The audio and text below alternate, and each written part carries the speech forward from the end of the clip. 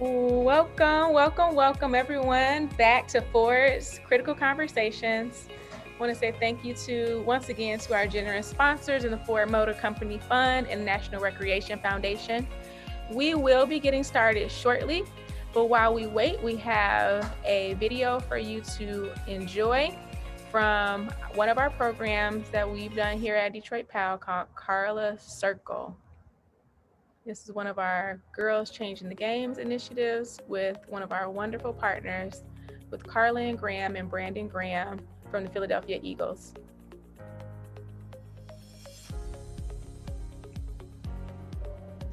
Carla Circle was created by Carlin Graham. She had a vision to connect with girls who had a financial need, who were interested in their own personal finance, and the girls were selected based on essays that they submitted to learn about personal finance so that they can improve their individual circumstances now and in the future. Some of these girls have significant responsibility and have been through a lot, and Carlin really just has a heart of gold. She has taken these girls on as her personal mentees, opened up herself as a resource to them, connected them with financial professionals who have enriched them and educated them on how to do personal finance, how to do personal budgeting, and then she wanted to give them a gift. And this is a gift that nobody knew about, none of the girls knew about when they were signing up. She went out and got catering for them. She brought them personalized gifts that are related to the next phase of their lives. So some are going on to college, some are pursuing their interest in photography, and regardless of what they choose, it's nice for them to know that she's there for them, and that people are out there that care and have a genuine interest in helping others. And it's just amazing what she's done with these girls. It's incredible for our community, and these girls now understand what it means to help other people, and they're going to carry on the torch as they move on into their successful lives. I'm just grateful for her heart, for coming forth and deciding to give back in the way that she did. It truly was an amazing experience and a priceless one for the girls. The only person who can be the very best at it, no one else can compete with it, you. So if I can do something small like this, give you lunch, talk to you, put people in front of you to talk to you, to inspire you, then my work here is done.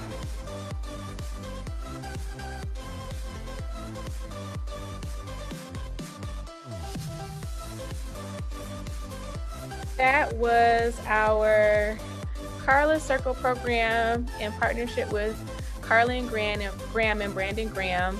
And as a part of our Girls Changing the Game initiative, we're doing several different programs that are geared specifically at the girls. We do have a Girls Empowerment Workshop series, our GEM series, that'll be taking place in the first quarter of 2021. So keep on the lookout for that. It's going to be a wonderful, wonderful experience for the girls. And now we are going to hear from our CEO to kick us off on our final session of this cohort of Ford's Critical Conversations.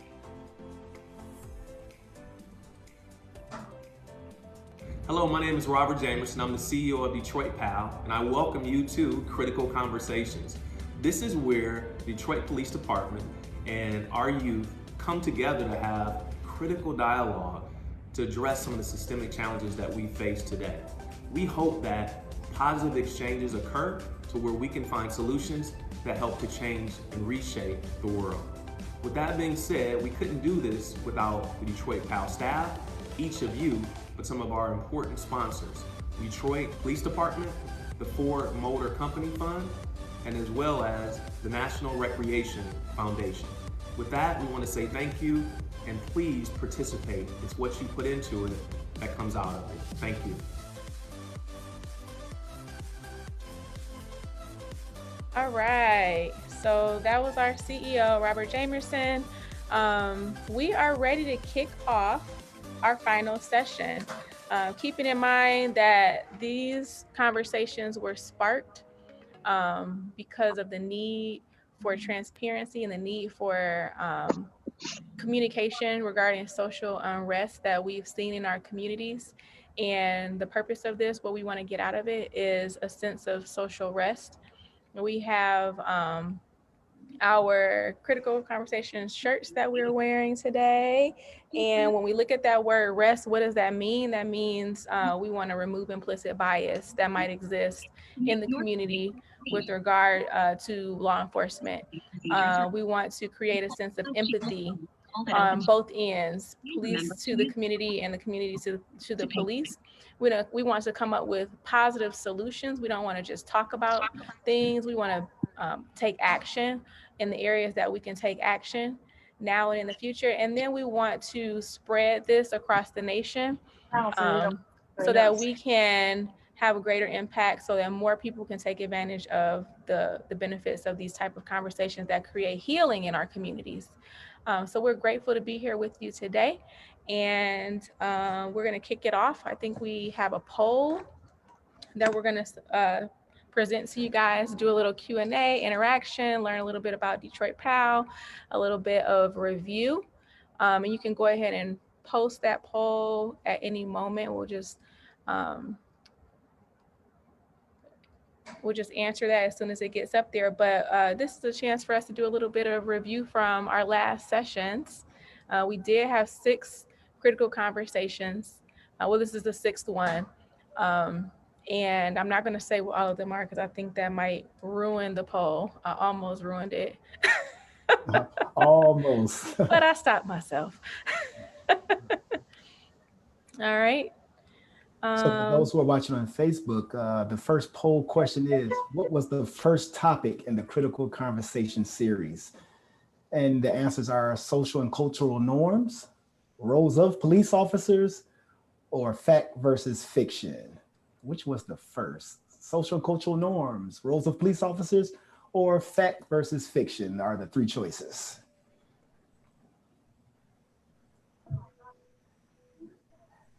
And on that second question we're asking the youth is, which PAL program would you be interested in joining in 2021?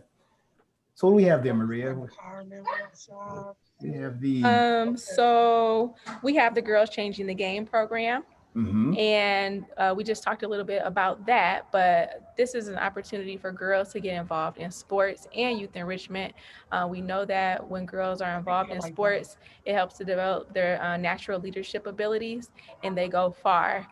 So we want more and more girls to be participating actively in sports and our youth enrichment programming. We also have Ecotech, and this is where we get to connect sports with science. So our kids are well-rounded, because we know that a small percentage of youth, maybe 3% of the 3%, are going to go to the pros, and for the rest of us, we're going to have successful lives in many different areas. So we want to give our kids exposure to everything, to all of their gifts and talents. Ecotech is one where kids can learn to play t-ball, and then they can learn the science behind what makes the ball go, force, friction, and the like, and get exposure to physics. And you mentioned something about a biodegradable baseball this summer that the kids made. This year they made biodegradable baseballs. They learned to play t-ball, the fundamentals, and then they learned to make the actual baseballs from materials that are friendly to the earth. Okay, so we're teaching them about high-level principles of sustainability and protecting the earth. And then we have broadcast journalism. You want to tell them about broadcast journalism, Norwood? Yeah, actually, broadcast and journalism class, we hold those where kids who are interested in sports, but also the other part of sports, the non-athlete part. So a lot about writing and developing stories, and developing the ways to pick out stories. Actually, we have a special guest on here that you guys will meet a little bit later. Our instructors of the sports broadcast and journalism class also died. But yeah, the kids are developing stories, and they're learning how to do interviews. We're going to begin learning how to use some of the equipment in the near future. So I imagine a lot of you athletes are interested in that, because you can write about a story much longer than you can play a sport. So think about that. And it looks like we also have the drone apprenticeship. Now, I'm not familiar with the drones. I know I've seen them before, but could you tell them a little bit about the drones? Drones apprenticeship is a fantastic new up and coming career field where kids are learning how to code flight patterns for drones, how to fly them, and getting certificates like OSHA 10 certificates that they can use and transfer to other areas of their lives outside of sport. And even outside of drones, if they want, if they choose to do so, but it's fun, it's exciting, and our kids are flying drones like the pros. So those are our areas. You can choose one of those that you might be interested in. And then the third poll question, you want to go over those, Officer Norwood? Well, I think that this week we only have the two. Oh, okay. Because we have so many great things that we want to do this week. We're going to cut it down to two, and we'll get those results back. I'm interested to know what you guys are interested in for 2021. And if you actually remember all of the classes that we had, especially that first class, which is the first question that we asked you. So we'll wait for those poll results to come back right now. But while we're waiting for those to come back, if you received a t-shirt like the one here, I want you guys to stand up right in front of the camera. Let me see those t-shirts. Hold them up. These are some awesome t-shirts. If you have your t-shirt, and students, kids a lot, stand up. I want to see that, Ava. I want to see yours, Timothy, if you have it on. If you don't have it on, just hold it up. And that is awesome. That is courtesy of Ford Motor Company and Detroit Pal. So, cool. So I'm loving the energy here. I'm loving the energy. Love those t-shirts. They fit everyone. It looks great for those who have them on. And let's see what our poll results come back with. So the first question was, what is the first topic of critical conversation? What was the first topic that we had in this series? And 71%, a whopping 71% said the first class was roles of police officers. And if you said roles of police officers, then you would be correct. Yeah. Show me some hands. If you got it, give me some hands. Got that? Yeah. All right. But we did cover the others also. Social and cultural norms, 21% said that, and fact versus fiction. Yes, we did cover all of those, but the first one was roles of police officers. And Maria, what are they interested in doing? What are a lot of people interested in doing for 2021? Which program? I can't see it on my side. Can you tell us what it is? Yeah, I got it right here. A lot of girls are very interested in the girls empowerment workshops. Yeah. 54% girl power. Say it to yourself. Say girl power. And it's okay for the fellas to say it too, because we would be nothing without our girls supporting us, right? All right. Many are interested in the broadcast and journalism class. So there's interesting things. This poll is saying a lot that you guys are interested in all of the things that we have to offer coming up for next year. So that's good to know. And we do have our third question. What part of critical conversations did you enjoy the most? And the biggest answer that you guys enjoyed the most was connecting with the police officers. Well, that's good to know, because that's exactly why we're here. That makes us and other police officers feel like we're doing something new and we're doing something right. So thank you. All my police officers, give them some thank you fingers. Thank you. They do enjoy being with us, right? Many said they enjoy being able to speak what's on their mind and meeting new people. And a lot of people said creating new solutions to help my community. So those are some good answers. That let us know that we're doing something good again. So thank you all for your participation in that. We'll use your votes, your thoughts for our programming next year. So thank you. Your voice does matter. We always say that. All right, so let's get started. We have our final session today for this cohort, and we are going to be talking about maintaining positive interactions with the police. Very excited about this one because we want to be able to be proactive with our encounters with police and make sure that we're all doing the right things and all empowered with the right knowledge so that we can have a more productive and caring society overall. So excited about this. And I think we want to just make sure that our names, just technical component, make sure you renamed yourself in the chat with your name, not your parents' name.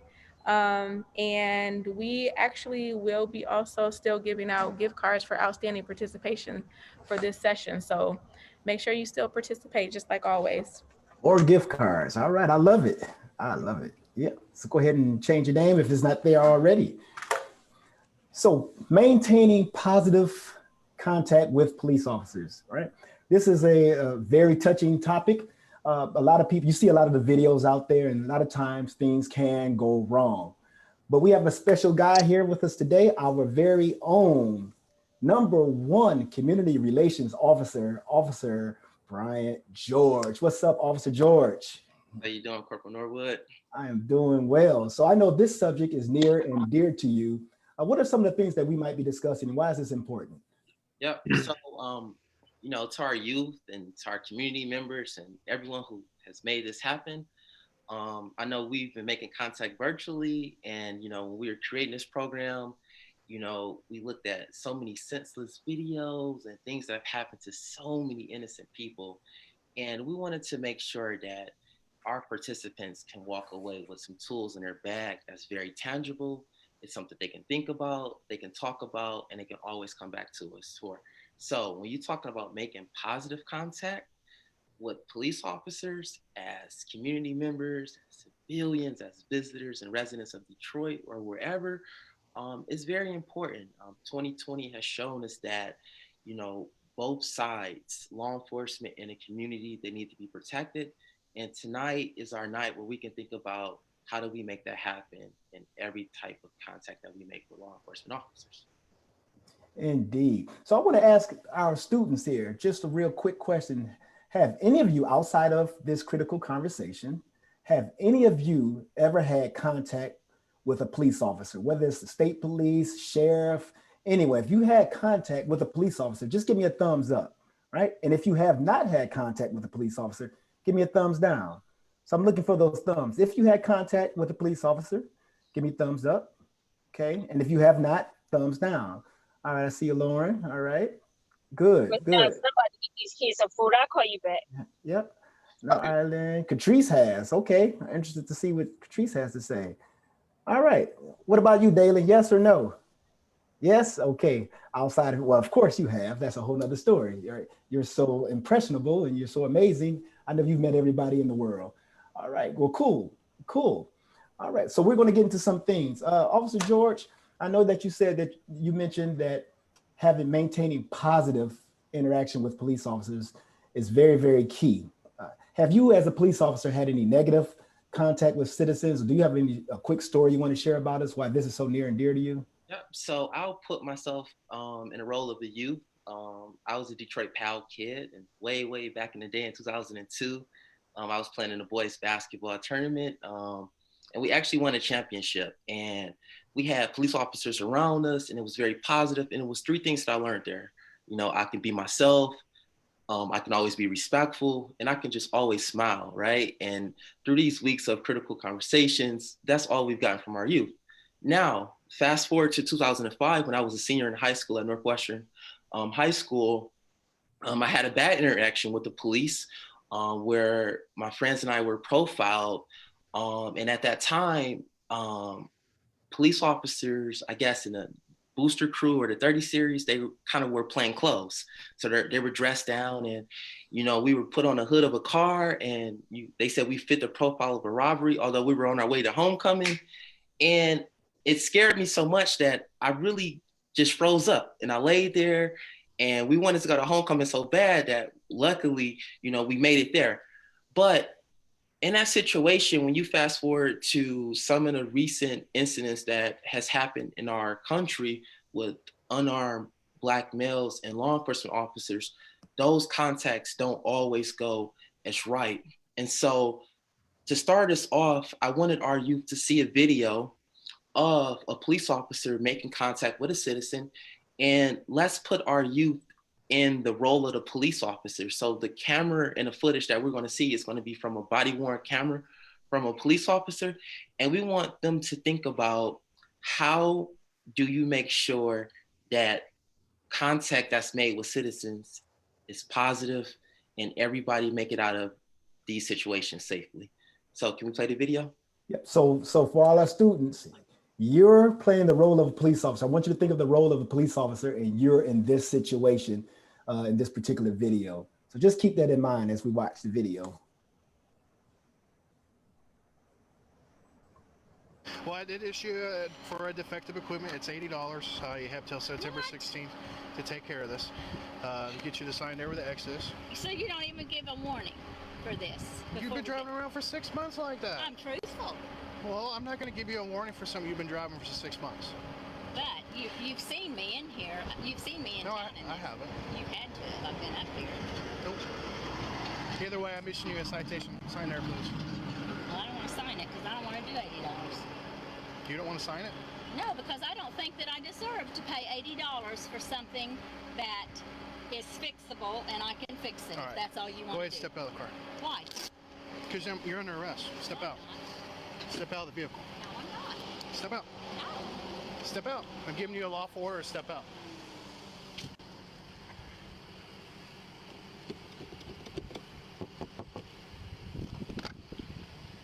You be fair with me and I'll be fair with you. Step out. No. You're under arrest. No, I'm not.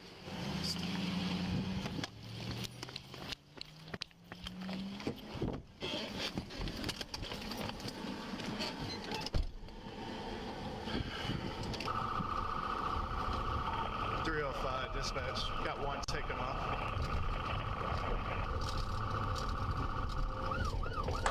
You advise you have one taken off. Get out of the car! Get out of the car! Get out of the car! Get out of the car! Get out of the car! Get out of the car! You better leave me! Put your hands behind your back! Leave me alone! Put your hands behind your back! No! Now! I said leave me alone and I mean it. Leave me alone. Put your hands behind your back! Put your hands behind your back! Lay down and put your hands behind your back! I will stand down. Now! I will stand down. No, you will not! You're gonna get it again!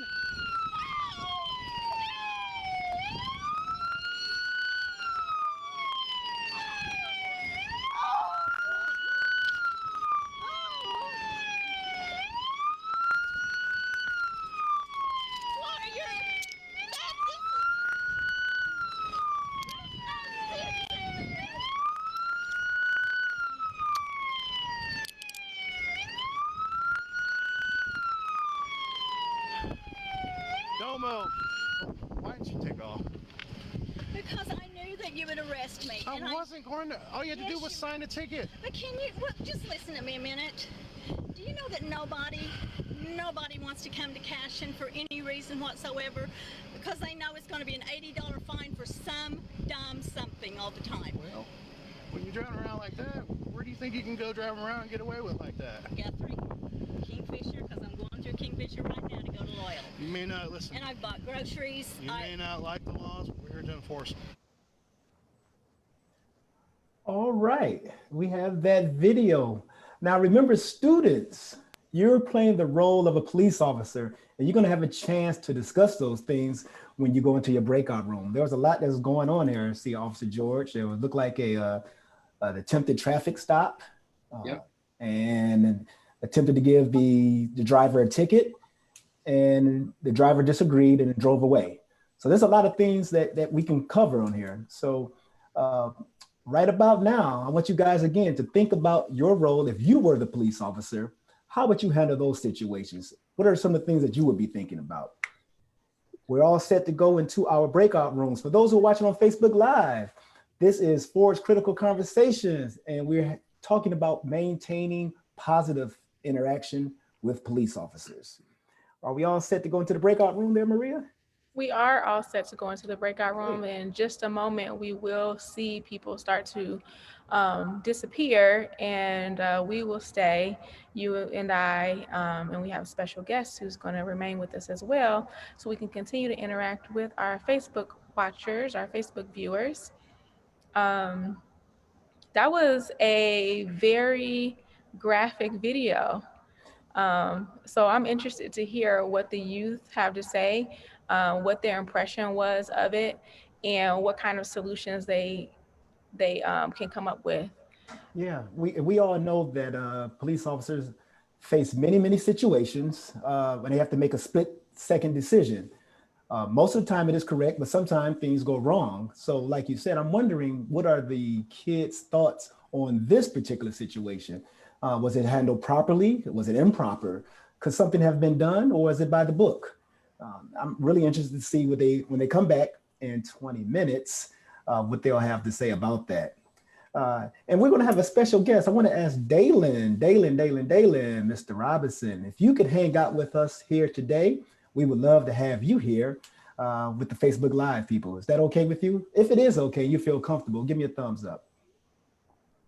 All right. And we also have some guests here. We have Ann Doyle from our board. We have the Boylans here, Mr. McCree. We're going to place you in breakout rooms, and you're more than welcome to come back to our large group session at any time, but we want you to be able to hear and see what the youth are saying behind in the breakout rooms. Cool. Board So member. that will happen in just a moment. It'll be like magic. You just sit there, hang tight, and it's going to happen. And we also have the commander of the Detroit Police Department, Commander. Welcome, Commander. So we're happy to have you here as well. Hello. Everyone's here tuning in for this last session. Again, this is Ford's Critical Conversation. And this week we are talking about maintaining positive contact with police officers. Maintaining positive contact. Autumn, are they all in, or do we have a few more? Few more. All right, no problem.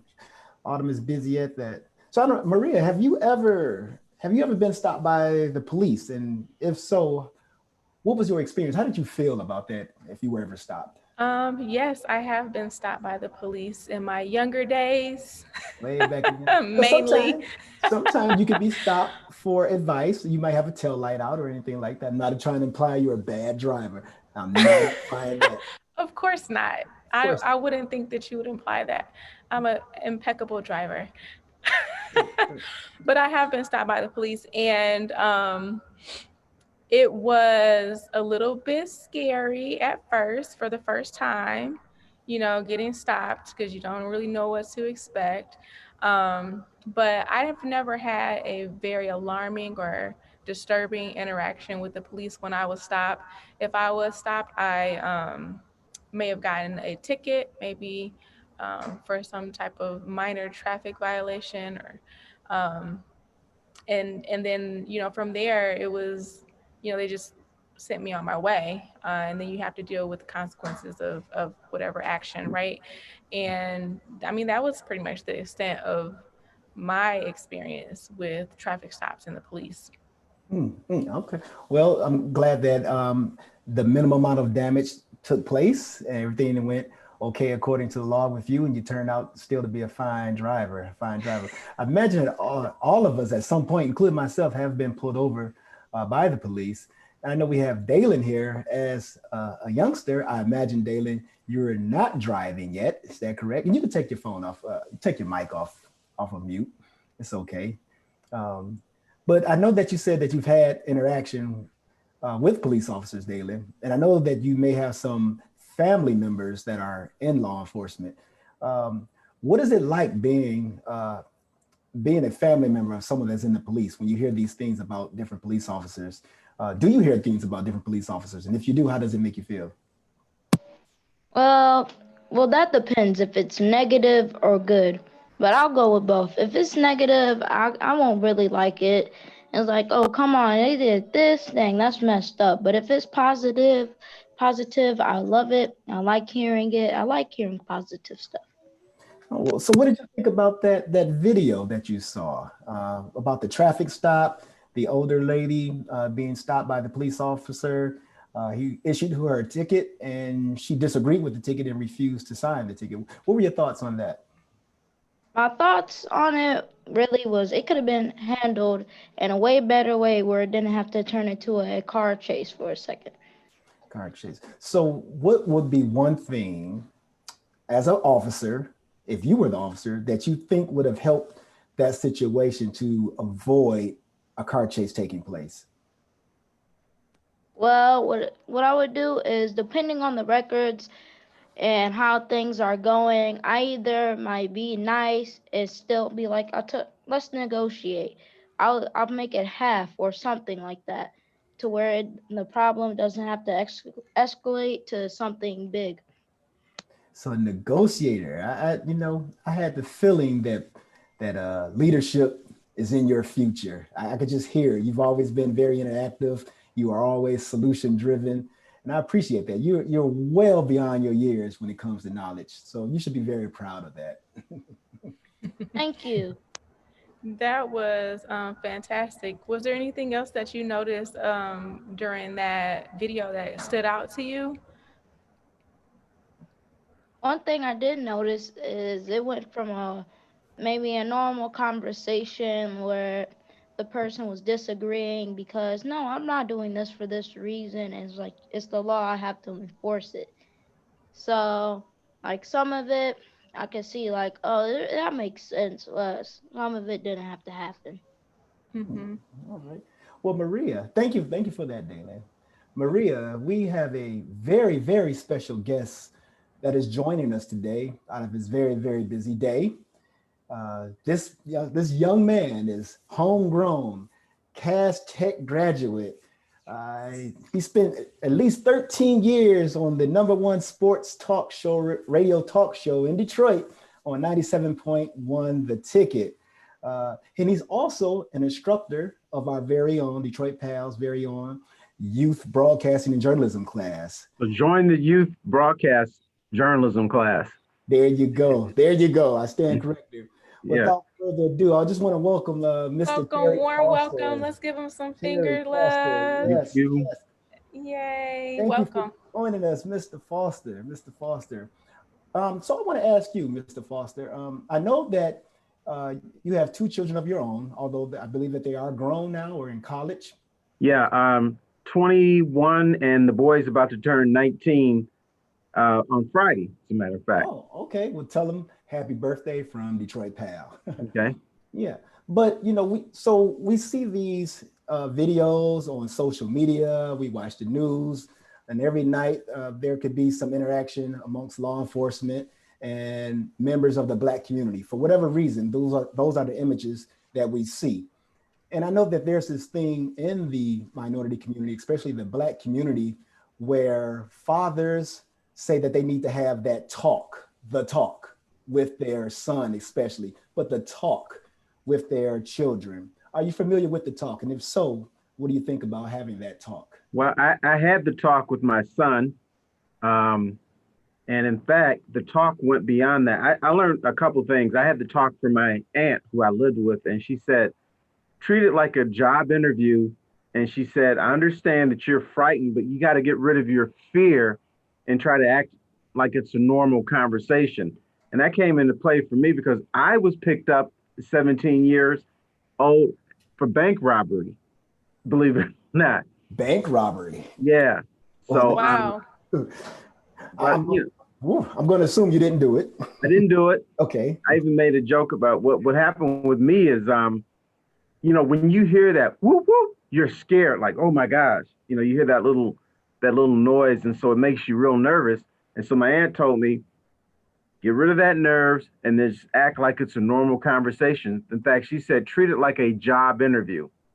Like a job. You're in there, you don't have your shirt and tie on, but it's like a job interview because you want to go home and the police officers, they want to go home without incident. So I told that to my son. And then we had a mock pullover where after I gave him the talk, I pulled him over. I was an officer and he did not take it seriously. He was, smart mouthing and, telling me stuff like that. So I said, this isn't the way you do it. So I shot him. He was like, whoa, you shoot me. I said, you're being disrespectful. You're not listening to me. Well, 3 weeks after that, guess what? He got pulled over. And so he was very respectful. He was mindful that his dad shot him. And so he was like, I'm getting out of this situation. He said he actually told the officer a little joke or something. And he said that it was a peaceful, and he thought it was a positive and educational process for him. And so we talked about, he got picked up for speeding. So, but Brandon, he did everything right. He was quiet. He's respectful. He didn't smart mouth. He smart mouthed me, but he didn't smart mouth the officer. That's why I shot him. Somehow kids do that to their own parents. But he remembered that dad shot him, and he's like, okay, I better take this real seriously. So if you were to give just one piece of advice to Mr. Dalen here that's with us, and if he was your son, what would be the number one thing that you would advise him on if he would get stopped?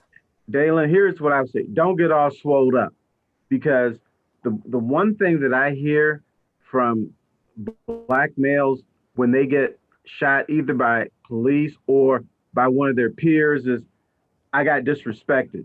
And so I got to stand up for my whole thing. When you come in all big and bad and talking, it's not good. Sometimes it's better to listen, just listen. And, it's not a bad thing. It doesn't mean you're not a man if you obey orders, do what they tell you to do and just get out of the situation. Because your main thing, you want to go home to mom and dad, you want to go home. That's what I want to do. And that's what you need to think about. And just, we don't have to be the baddest guy in the whole world all the time. So just listen, learn, and just move on from that. Yeah, I find that interesting. And I think that's a good point, just about obeying orders and showing mutual respect and de-escalating a situation. We've talked about de-escalating in some of our previous sessions. But it's great to have that your son had you as a role model to teach him that respect. And it's also great that we have our officers here at Detroit PAL and in the community policing to be able to have these type of interactions with youth so that they understand authority in that sense, and so that it can take place in the proper way. So I do want to introduce our CEO, Robert Jamerson. He's been listening, and I know he may have some thoughts on the whole situation and what we've been discussing.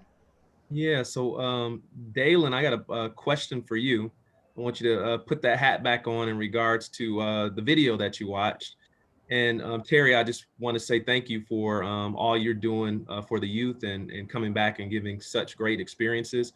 I love the fact that you role played with your son, which I think is critical. Because it helps them to kind of go through an experience before it may occur. So that's really great. But Dalen, personally for you, in watching that video, we talked about excessiveness and what's excessive and what's not excessive when it comes to policing. So I want to get your opinion. Did you think that was excessive, or did you think that was appropriate as far as how the officer handled that situation? At first, it was appropriate for the situation until it got a little excessive, where the person that was getting the ticket wasn't complying with the officer, so it required things so things escalated, which really didn't have to. Maybe some negotiating could happen, or some explaining could happen. I like what Dalen said about the explaining, because what I saw from actual law enforcement officer's side is he wanted her to sign the ticket. Now, just signing the ticket is not an admittance of guilt. Just because you sign it doesn't mean you're guilty. You're only signing to acknowledge that you received the ticket. And I don't think that the officer explained that in this particular video. So I think if he might have explained that part, that You're just signing to say that you received a ticket and that you've been given your court date. I think that might have helped. So I like what you said about the explanation there, Dalen. I'm sorry, Robert, go right ahead. No, I think that was good. I thought that was good insight. I just love the dialogue that we're having in regards to, you know, it's interesting to say what you would do when it's not happening to you. But when things happen to you and now you have to respond, that's where you get to decide, are you gonna be in the mindset to follow what you've been trained to do?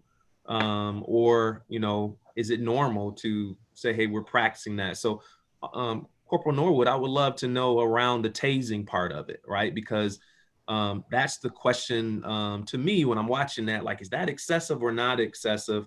Dalen, I'll ask you first. Dalen, do you think that was excessive with the tase? And then Officer Corporal Norwood, I would love to hear your opinion on that. Do you think it was excessive to be tased at that moment or what? Nah, it really wasn't excessive because not trying to be rude or anything. It's an old lady. And it's like you have a normal adult and then an old lady. Do you really think that was useful? Like she had no weapons and she kept saying she was honest. She was honest. I mean, she didn't try to attack you or anything. So I don't see why the taser was pulled out. Like I could see, like, please listen to me, like just pull it out and be like, I'm going to shoot, but just not do it in general, as like it's not really a threat. Well, from how I'm putting it would sound like a threat, but It's you okay. You would say like, hey, please do this for me and it won't be as bad. Okay. So you're saying it was excessive? Yes, it was excessive. Right. Okay. And Corporal Norwood, I would love to hear what that is. I know it's always judgmental, you know, in, you know, what's excessive and not, but would love to hear kind of what the training, what do they do at training and how they decide between tasing and not tasing? Yeah, well, actually, that's a really good question, Robert. So when it comes to use of force, there are several steps that police officers must go through if they're able to. First is just plain and simple verbal commands. If you get non-compliance, then you can go escalate to your non-lethal weapons. One of those could be a taser, right? But with that being said, so there's two things you have to think about: the safety of the citizen. So I could tase them and not have any body contact, physical body contact with that citizen. And we're talking like wrestling to the ground or physically holding someone and twisting them or whatever it is. So officer have to decide which is probably the least amount of force. And again, you mentioned this before, it is judgmental. So on one aspect, I could tase you without touching you and in order to get you to comply, all right? So there's some things that you have to consider as a police officer: the physical strength of the assailant or the suspect.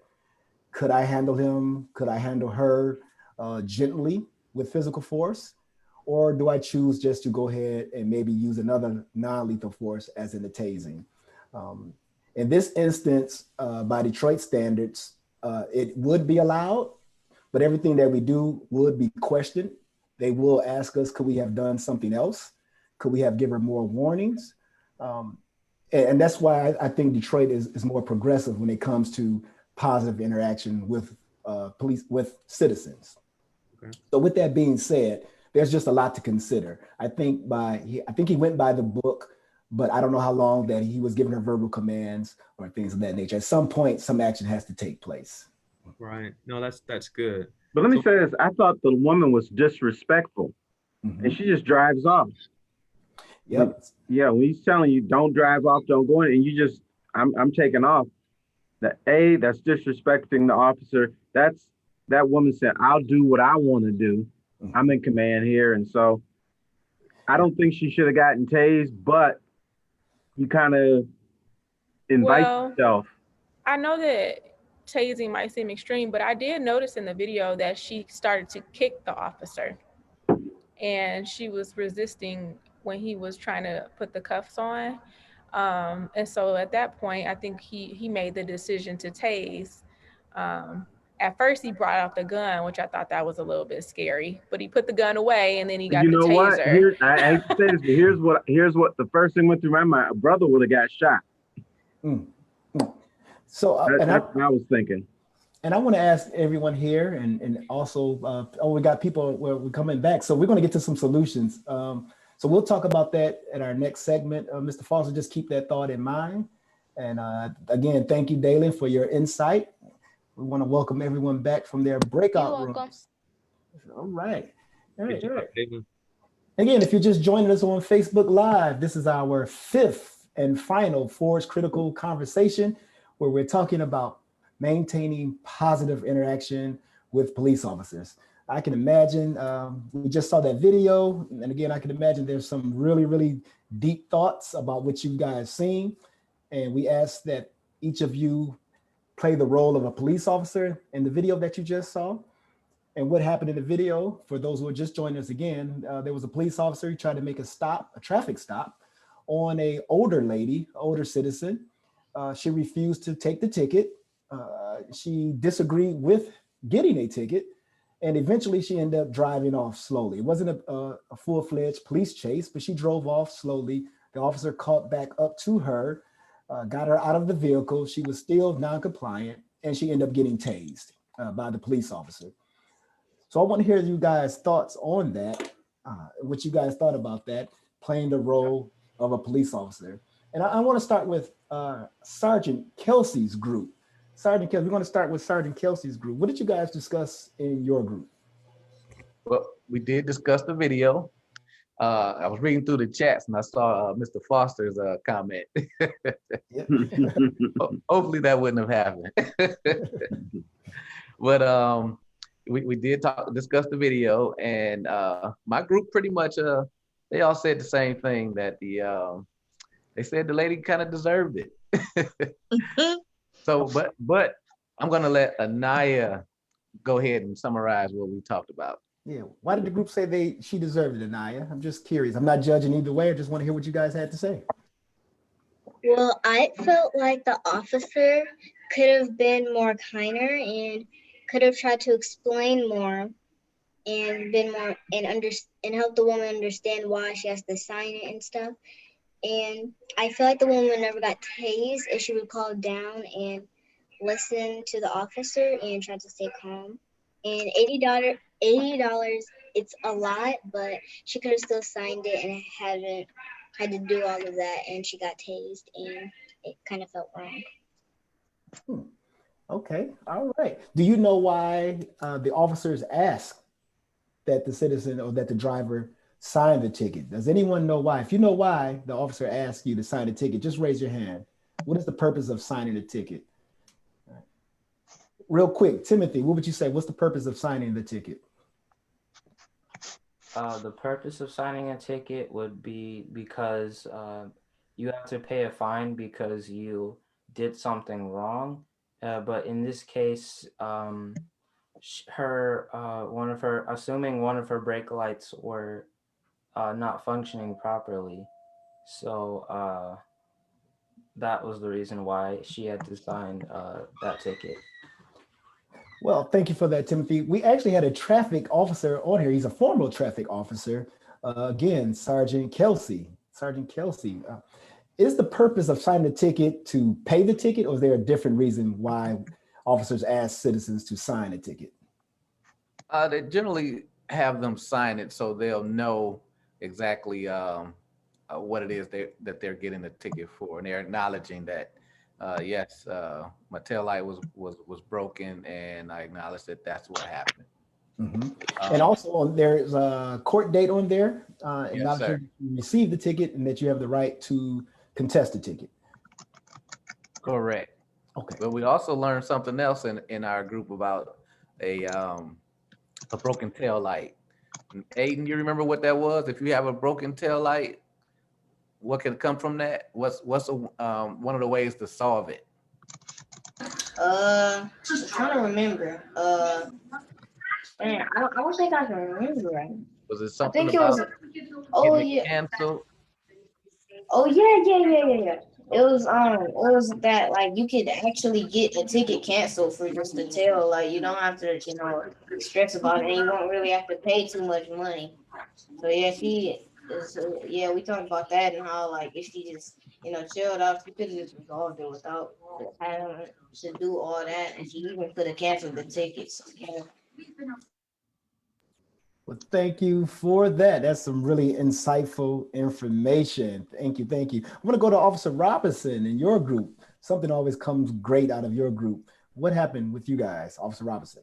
All right, so we talked about a couple things. We talked about first, we did discuss some things that they maybe, that our youth maybe experienced or saw or heard about that officers maybe did wrong. And so, of course, some of the big topic items like, some of the things that cause uproar across the nation, we kind of touched on that as well. One of the things that kind of was a little different is the experience that one of our youth had a family member who, I guess, had an experience with officers actually evicting them.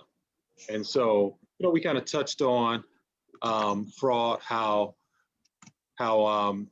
officers don't really do evictions because that's a civil matter. We touched that a little bit, and we kind of talked about some of the fraud that officers are charged with, I guess, responding to as it relates to people being, scammed out of homes and rent money and different such things as that. And then we did also discuss about the video. And for the video, we were, just really kind of diving in. And of course, we never have enough time, but I want to let Allison kind of, I guess, share her concerns with the group. And, maybe we can go from there. Allison? What do you have? Well, first, you said what? Go ahead. Let us have it, Allison.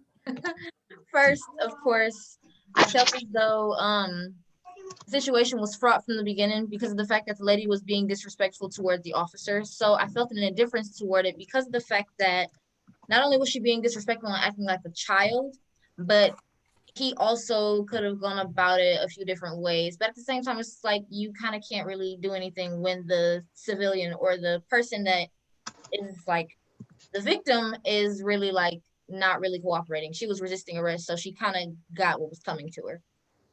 But at the same time, I did say that if that woman was Black, she would have got shot.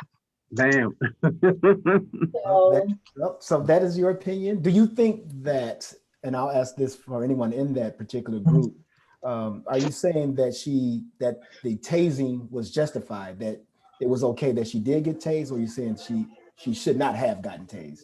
I'm saying that in a way, she got what was coming to her with how she was arrested, because not only did she completely disrespect him by literally driving away and slamming the door in his face, everything that she should not have done with being arrested, but also the fact that he kind of didn't really try to figure out other solutions, and he immediately, did what was taken out like in his weapon, and he said, if this is what I have to do to get her to calm down, this is what I'm gonna do.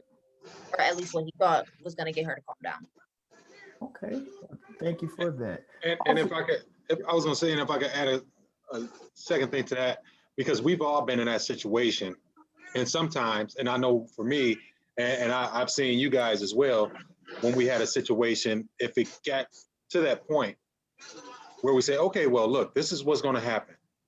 We can do it like this, or this is what's gonna happen. You might end up getting tased and you'll get more charges against you. Sometimes that get people to think. And so I think that's what, you were kind of alluding to, Allison. That's kind of, some of the practices I know that I take, and some of my partners here on the Zoom as well. So I want to move on to Officer Corporal Paisley. Corporal Paisley, we've seen the traffic stop in the video. Did you guys discuss anything that maybe civilians should be thinking about when they are stopped by the police, or just what came out of your group? We did. We talked about, if you were stopped by the police, what's the first thing you would do and why? And then we spoke about some of the things, if you do get pulled over, a list of things that that you could do to avoid the escalation. So we had a few good things come out of it, and then different ideas or different comments on the traffic stop itself. We even talked about verbal warnings, and you know, I'll let the kids kind of elaborate. Um, Well, who do we wants have to first? I like to ask for volunteers. I don't like to kind of pull nobody out. They all did a good job, so any one of them can speak on it. So any volunteers? Let's I'm just go willing ahead and to, choose if one. All anyone right. else isn't. Is that Evan? Okay. Yeah. Thank you, Evan. So what do you have to say for us, Evan? I feel I feel like, like you guys were more preventive and how to prevent these things from happening. But yeah, so what do you yeah, have for us?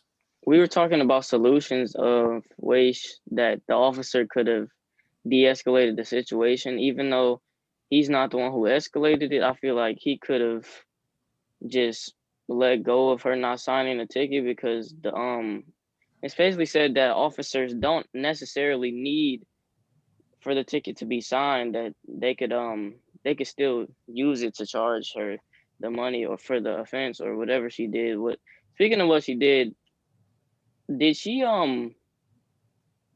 did she break a law, or was there something wrong with her vehicle? Because I remember in the video he said she's been doing something for 6 months, so I wanted to clear that up as well. Yeah, we couldn't hardly hear all of the video. I didn't either, so I couldn't elaborate with them. We didn't get the total understanding of what he had pulled her over for. Yep. She had a broken tail light. Yep. It was a broken tail light. Okay.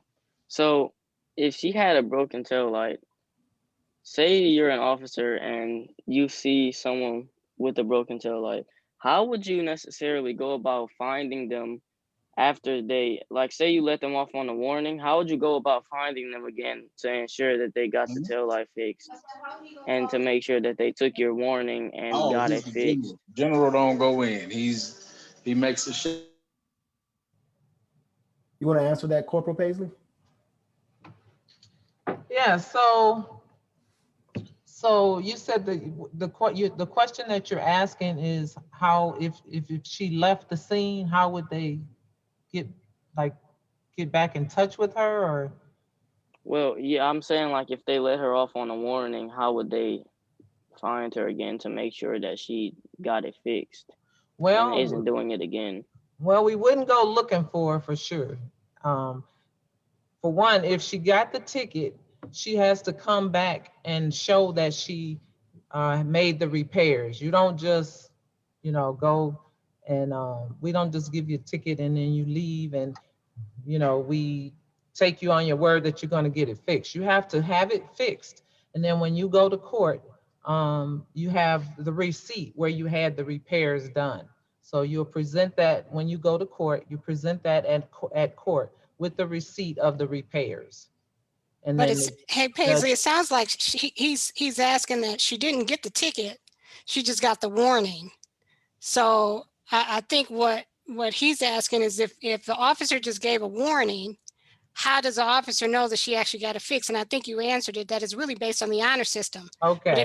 But if she gets stopped again, Evan, then at that point, that's going to be, she's probably not going to get a warning. She's going to get a ticket. Yeah. Okay.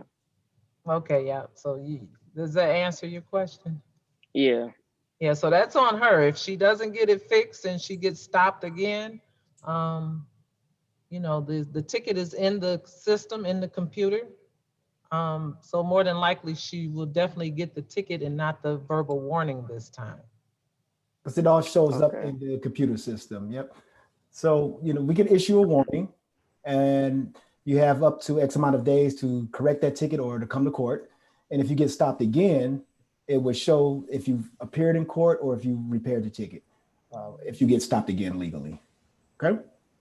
All right. Hey, also, if I can add to that, because he was asking, how would you find out? Sometimes you have an officer that works the specific location, and he can probably become accustomed to the people that may drive in this area or the area that he patrols. Also, when we stop a vehicle, we put what's called on our activity log the information. So even if somebody does get a verbal warning, we can still document that we stopped this vehicle, the reason for it, and what was the resolution to it for the stop. Or there's a lien system, and I don't know to what extent you can put in there, but you could, if there's last I recall, there may be some notations you can put in. So when another officer or agency, whatever, runs the plate, they could see that this person has been stopped for something. Or if the officer himself, let's say that he's patrols a specific location and he drives and sees the same vehicle and the same offense and he pulls it over and it's the same person, then that's also an indication that he, of course, that he would know he pulled this woman over before, because he probably would remember if it's in a short span of time. But the best, as best I can, that's probably the best way to do it. But like basically said, we won't actively go looking for anybody. But if that person is stopped by the same officer again, of course, they would remember. Or if it's something noted in the lien system, so any other officers who view it would know it. Does that kind of help answer the question the way you were?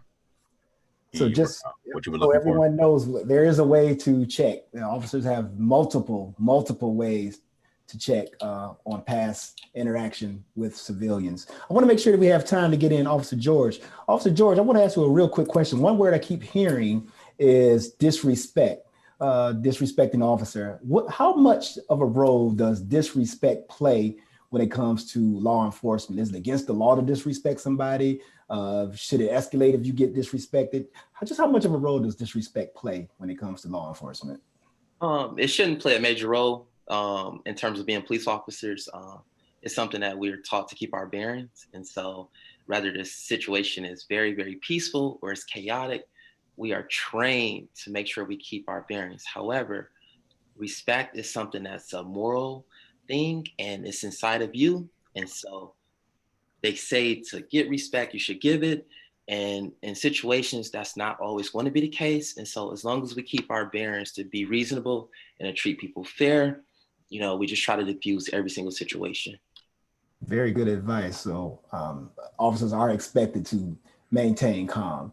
I appreciate that. And I'm sure a lot of people didn't know that emotions should not play a role when it comes to police officers' duties. So what came out of your group? Yep. So our kids in our blue group were tasked with the question of what could have the female driver done in that situation, and why is it so uncomfortable when people come around the police, even police officers coming around other police officers maybe off duty. And so we had Shatrice volunteer to lead for our group, and so Shatrice will talk about what the group mentioned about what the driver could have done in that video differently. Shatrice? The driver, she could have actually signed the ticket. She didn't have to be rude about it. But then when she didn't want to sign the ticket, when he asked her to step out the truck, she could have actually stepped out the truck and prevented her from getting tased near the end. But at the same time, we also talked about how the police officer, what he could have done to prevent that too. We said that he could have explained to her more what could have happened, and they didn't have to go through all of that. Yeah, it sounds like I've been hearing kind of repeating theme here, that there were things that could have been done differently on both ends. And that makes a lot of sense, because when you're in a situation like that, everybody might not make the best decision or the perfect decision, but we try to make the best decisions that we can. And if we keep de-escalation in mind, I think we can come out with a positive outcome in most cases. Now, I know we do have some more feedback from Officer George, just in regards to what's the best way to come out on top? What's the best way to get a positive outcome when we have an interaction with the police officer? So Absolutely. Officer George, can you give us an overview? Yep. So very, very simple. If we can have everybody walk away from this critical conversation tonight and for today, tomorrow, for the rest of their lives, there are 3 simple things that you can do. Number 1, listen. I need every youth to put their hands and touch their ears for me, please. Listen, listen, listen. Okay, the first thing that you should always do is listen. There are only 3 things a police officer can do. In that video, you heard him. He can ask you, ma'am, can you please step out of the car? He can tell you, ma'am, I need you to step out of the car, or he can make you. In that case, he kind of made her in a sense. All right. However, if she would just listen, let me listen to what he's actually saying, things could have been very, very simple. So the first thing in a 3-step process, let's listen. All right, everybody got me there? Listen, listen, listen. The second thing you should do, once you've listened, need you to think. Need everybody to kind of touch their head some way, somehow. Think. So think, think, think, think, think, think, think. Think about what's being said and think about what's going on around you. Every situation is going to be different. However, I just heard something, so I listened to something, and now I'm thinking about what I just heard. Just think, think, think, think, think. And then the last thing is move.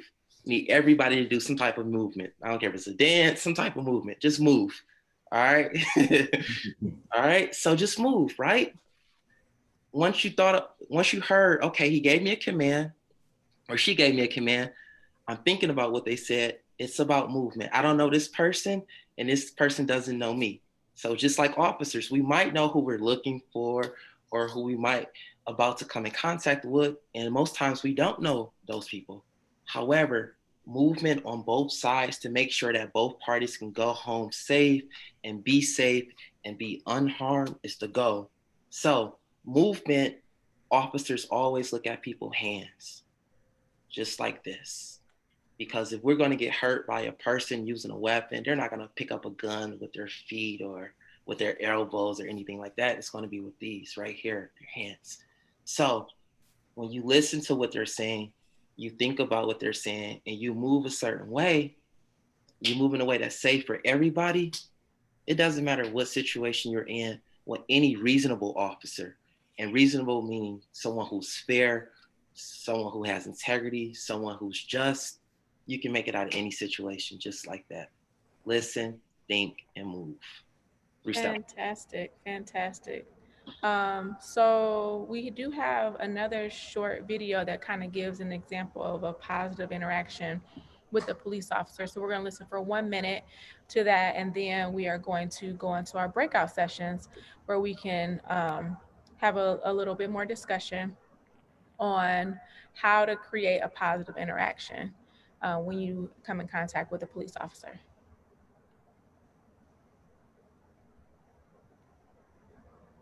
Is not to make this a hangout and draw attention to yourselves, but especially not to drive any way you wouldn't if one of my guys was sitting right out there.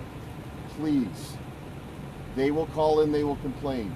The chief will get on me again, and I'll get on my guys, and I have to do stuff like I don't want to do. For example, write everybody for everything, because we have to deal with it.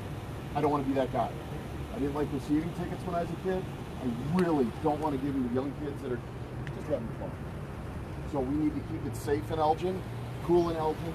We can't loiter here unless we're buying something. If you're buying something from Taco Bell, from the Jewel, whatever, I'm cool with that. I'm cool with that, but we can't turn into loitering. They're supposed to put up signs and they tell us they want to enforce it. I'd rather come here and treat you like adults and say, guys, please don't loiter, eat your stuff, move on. It's drawing too much attention. Is that cool? Do you have questions for me? They suck. All right. So that was an example of a positive interaction with the police officer. And as we go into our breakout rooms, that'll be fuel for some of your conversation. And we look forward to hearing you when you come back. and what some of the solutions that you came up with, some of the things that you saw that went well. What did you hear taking place in that video? Looking forward to all of your feedback. And if you're watching on Facebook Live while everyone is going into their room, if you have any questions that you want to ask a police officer, go right ahead and type it in there on our Facebook Live. And that goes for you students as well here on Critical Conversations. At any point you want to ask a question to officer, just go ahead and put it in the chat. Again, we are talking about positive interactions with police officers. We've seen some videos where things could have gone a little bit better. And we just saw a video where there was positive interaction, looked like the officer was trying to engage in a positive way with the community, looked like with a group of youth. So students are going away and we're gonna hang out, Dalen, you're gonna hang out here with us again for all of our Facebook Live people. We also have our special guest here, Mr. Terry Foster, hanging out with us here on Facebook Live, joining us. And we had our CEO who may come back, Mr. Robert Jamerson. So cool. We'll give you guys a minute to go ahead and get into your breakout rooms. And while they're doing that, I want to ask Mr. Foster here, what stood out in that video to you, this last one that we saw? The last one, it reminded me, he was very calm. He explained the situation. He told them what he wanted, what he expected of them. He wanted a peaceful evening. And so I think that was great. Now, the one thing that I will say is in situations that are a little bit different where you're pulled over, first of all, as citizens, a lot of times we don't know the rules. For instance, when the previous video, when the woman didn't sign the ticket, to me, signing a ticket is an admission of guilt. But you explained, and no, that's not an admission of guilt. But we don't know that because, first of all, we're scared. The first time when you're talking and saying, hey, I'm pulling you over because you have a broken tail light, guess what? It goes over our head. We don't even hear that because we're like, okay, I just got pulled over. And then you're trying to get your bearings. We don't hear what you're saying to us. So you have to speak to us like this last officer, like we're third graders. It's like, okay, I may have told you before, but I'm pulling you over because you have a broken tail light. I want you to sign this. This is not an admission of guilt, but could you sign this for me, please? Yeah, it would be just admitting that you received the ticket and the reason why you received the ticket, correct?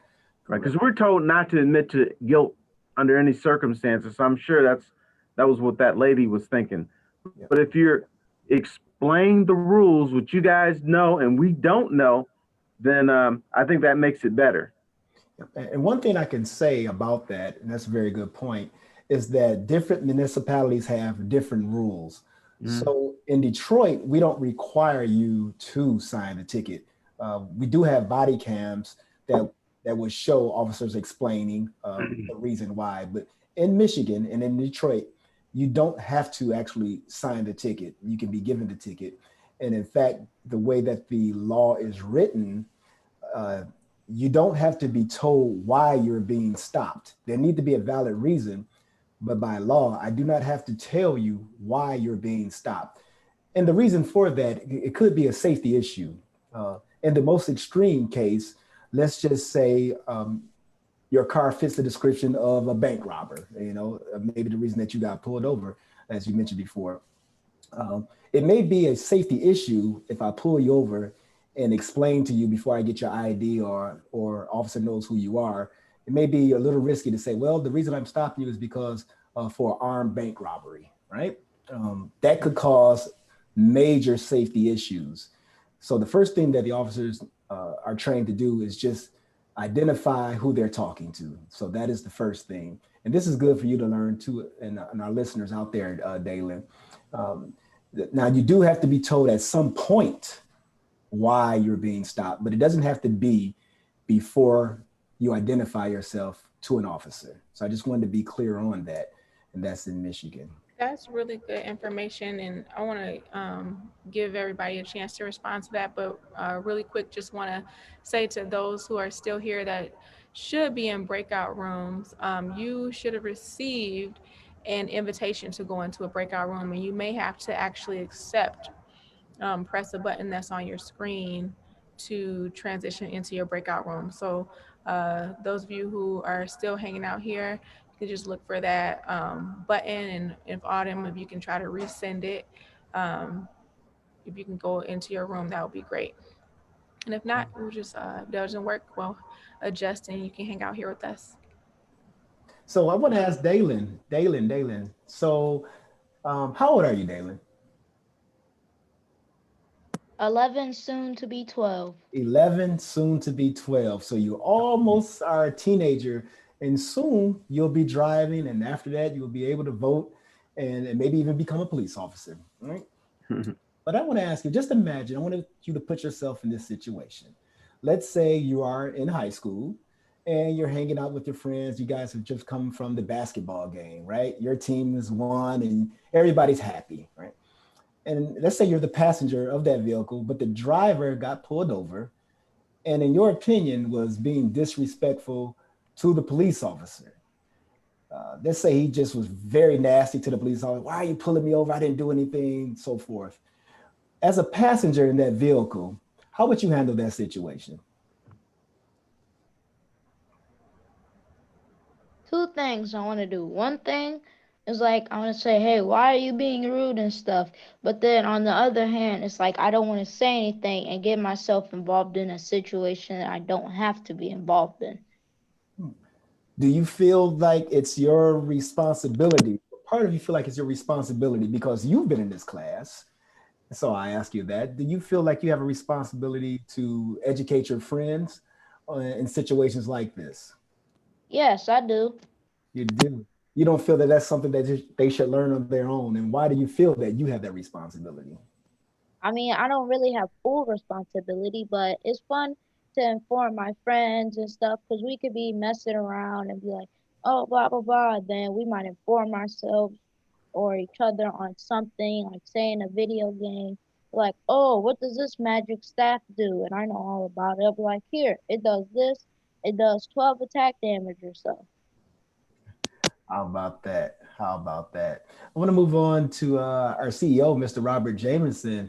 What has been your experience with police officers as a whole, if you had any, while you're not working and being the CEO of Detroit PAL? And do you think that is different between Detroit officers and maybe those of the suburbs? No, really, really good questions. I think it's very hard to assume or take what they're doing differently in the suburbs versus doing in the city, just because of, I think everybody has their own unique experience.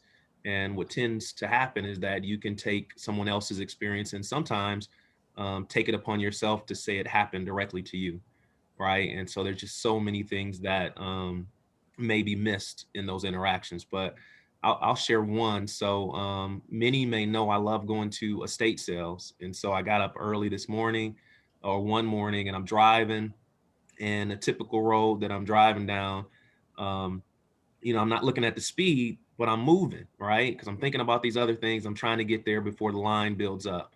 And so police come behind me. I get that nervous little flash of heat that hits me. A couple sweat glands start going. I turned down the street because it's a narrow road. And so I wanted to kind of accommodate the officer. And so the officer comes up and I happen to be driving my dad's vehicle, which is funny, like, right? So I don't know where any of the paperwork's at. So I'm looking, he comes over, he's like, sir, you were going driving faster. And I said, I'm probably sure you know more than I did, was doing this. So we had a conversation. Of course, I didn't produce anything. And then finally, when I did, he said, you know what, I'm just going to give you a warning. And I was like, man, that is very nice of you to do that. And I truly appreciate it.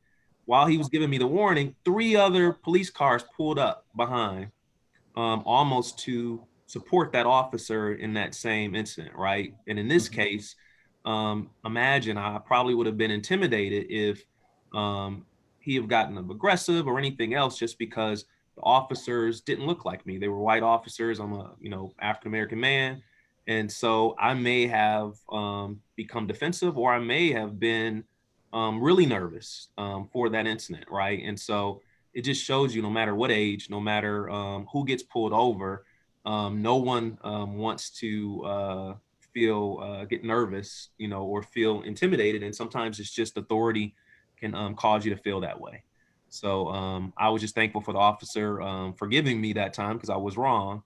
But also I know sometimes those situations can go in different directions, so Dalen, I'm curious, for hearing this and having the officers on talking you through this. Do you find this helpful, and what would you tell your friends if they were talking to you around how to handle yourself when police pull you over? What would you tell them?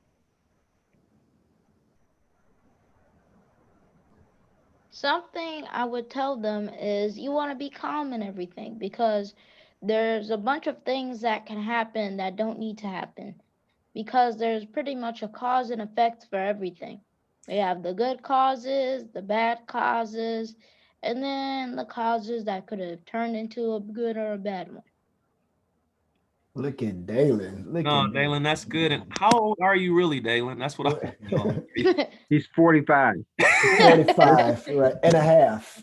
You have to, as we do at PAL, check your birth certificate. Make Yeah. sure you're of age right now. So, but no, that's really, really insightful. I think in thinking about that, I think me being calm, but then I, got nervous at first. So I think it's easier said than done, no matter who it's happening to. So that's really, really good point to remain calm in that situation.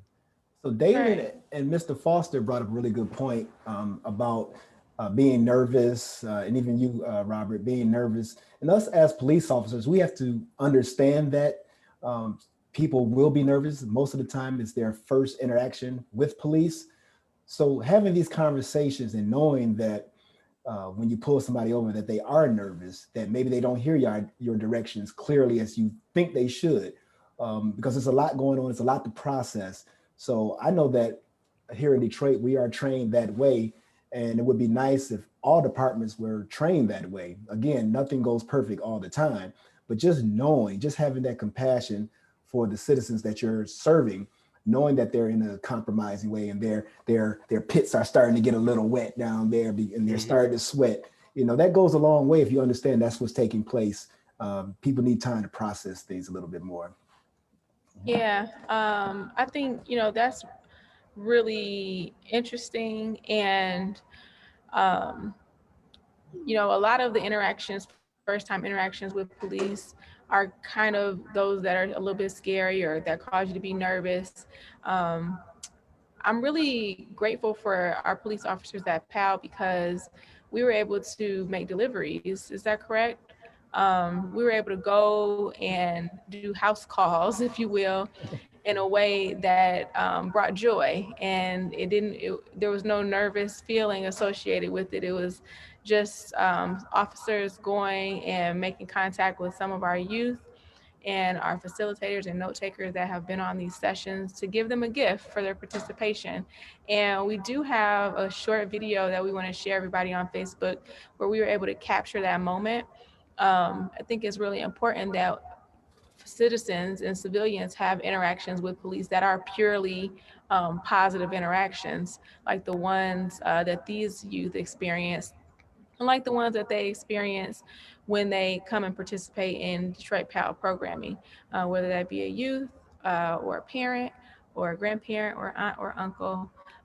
Those positive interactions are happening all the time. So let's watch right now and see some of the ones that took place over this past weekend. Cool. Roll it.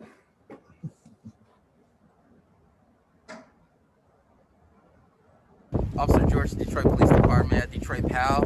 We're just happy, you know, that every kid that participated in our Forge Critical Conversation, it's just a blessing to come to their houses and to hand deliver, you know, these t-shirts and these gift cards and to see their excitement and the breaks that they're taking from virtual schooling.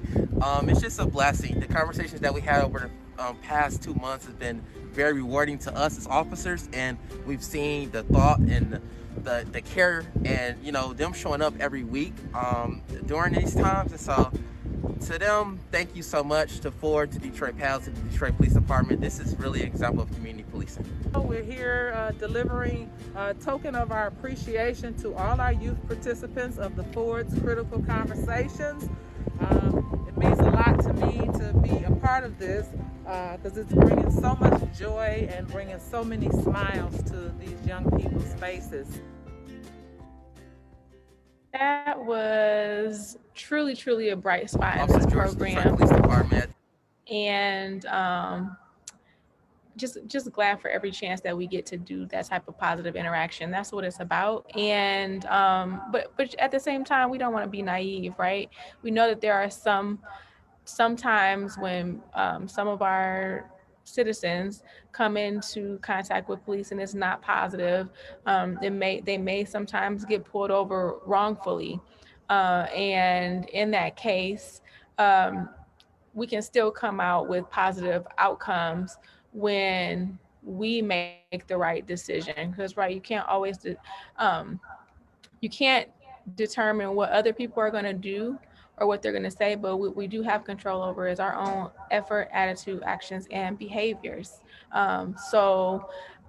Using that listen, that think, and that move strategy, and by move, we say doing what the officer is asking us to do and get out of the situation. And from there, we can take any action that needs to be taken if there was a wrongful response from the police officers. And of course, we talked about that last week. I think, so. And let me just piggyback on you for 1 second. With that being said, with the listen, stop, listen, and move, even if you feel that you were wrongfully stopped or interrogated or investigated and everything, just remember this: don't turn a bad situation, in your opinion, to a worse situation. There's protocols in place. If you feel that you need to make a complaint, or you feel that the officer didn't explain something fully to you where it was acceptable to you. And again, you're not going to like everything that may happen when you have encounters with a police officer. Hopefully they are positive. But in the case when they're not, and you feel like you've been mistreated, there is a process. You can go file a complaint. You definitely can. And you can do that over the phone. So you can call your local precinct and file that complaint. You have the right to ask for the name and badge number of any police officer that comes in contact with you. So I just want you guys to know that we are very transparent, especially here in Detroit. Our Chief Craig is a stickler on treating citizens right.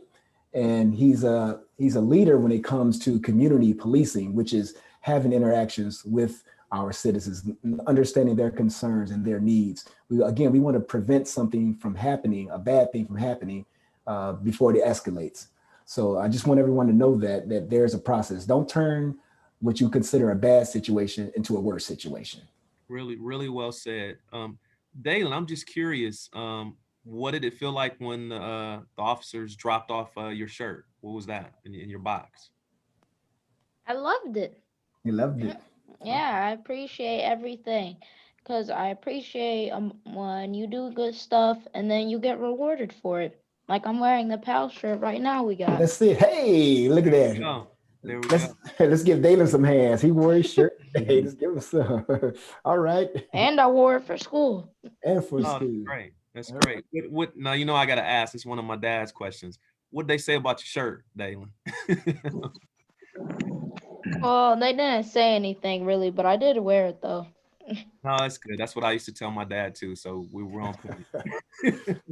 So he's but you know, but things like that do matter. When I was a kid, the Detroit Police Department had a writing contest, and I finished like second or third in it, and that resonated with me, and it resonated with my friends because I told them about it and what I wrote about, and so it made an impact on my life, just being in the writing contest and finishing in the top 3 or whatever it was. So things like that do matter. They stick with kids. Absolutely. Look like they're coming back here, Maria. All right, welcome back, everybody. Yeah, and if you're joining us on Facebook just now, this is Ford's Critical Conversations, and we are here with Detroit police officers, community leaders, and we're talking about maintaining positive police interactions. The kids are just coming back from their breakout room, speaking to their very own assigned Detroit police officer. So I'm really, really excited. This is a really great topic. We have a lot of feedback, and I want to hear what came out of Corporal Paisley's room. Okay. Well, we had the question on movement. Why is it so, why is movement such an important thing to do while making and maintaining positive contact with police? And then we gave some real life examples as well, with interactions with the officers and the youth. So KK had some good pointers, so I'm gonna call on KK to get us started here, and then if anyone else wants to jump in, you can. KK, is that okay? Yeah. Okay. Just kind of talk about, why movement was so important, and then just your engagement with the police, or your interaction with the police, or your family members' interaction with the police as related to that.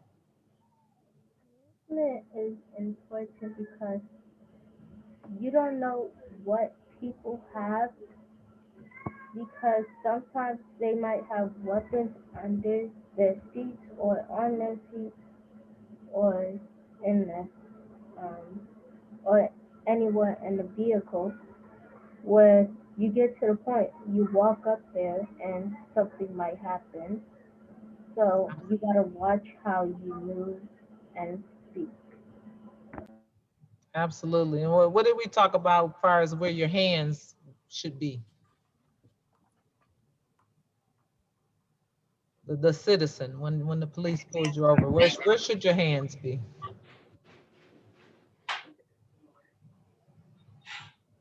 Can you help her out, Evan?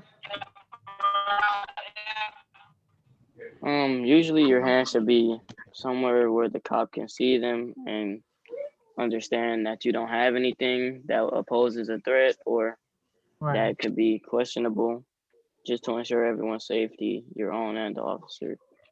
Okay, that's very good. Cool. Yeah, it does help the situation if you are not seen as a threat. So showing your hands, like Officer George said, we want to see your hands. You don't have to put them all the way up in the air in every situation, but just have your hands in plain sight is extremely helpful. Extremely helpful. Officer Robinson, what's going on? What's up again?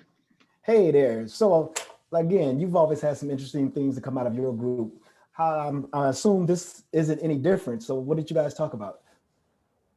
Our group, they always get the cogs turning, and we always run out of time, seems like. But I know Devin, one of the things he mentioned was you got to give respect to give respect. Powerful, right? And we talked about like situations that some of the kids had as far as experiences, positive experiences and things like that with communicating with officers. And one of the things Faith, she talked about, thinking leads to listening, and then you could get some positivity out of it. And so I'd like to give Faith to actually come on and share what she shared with us. Faith?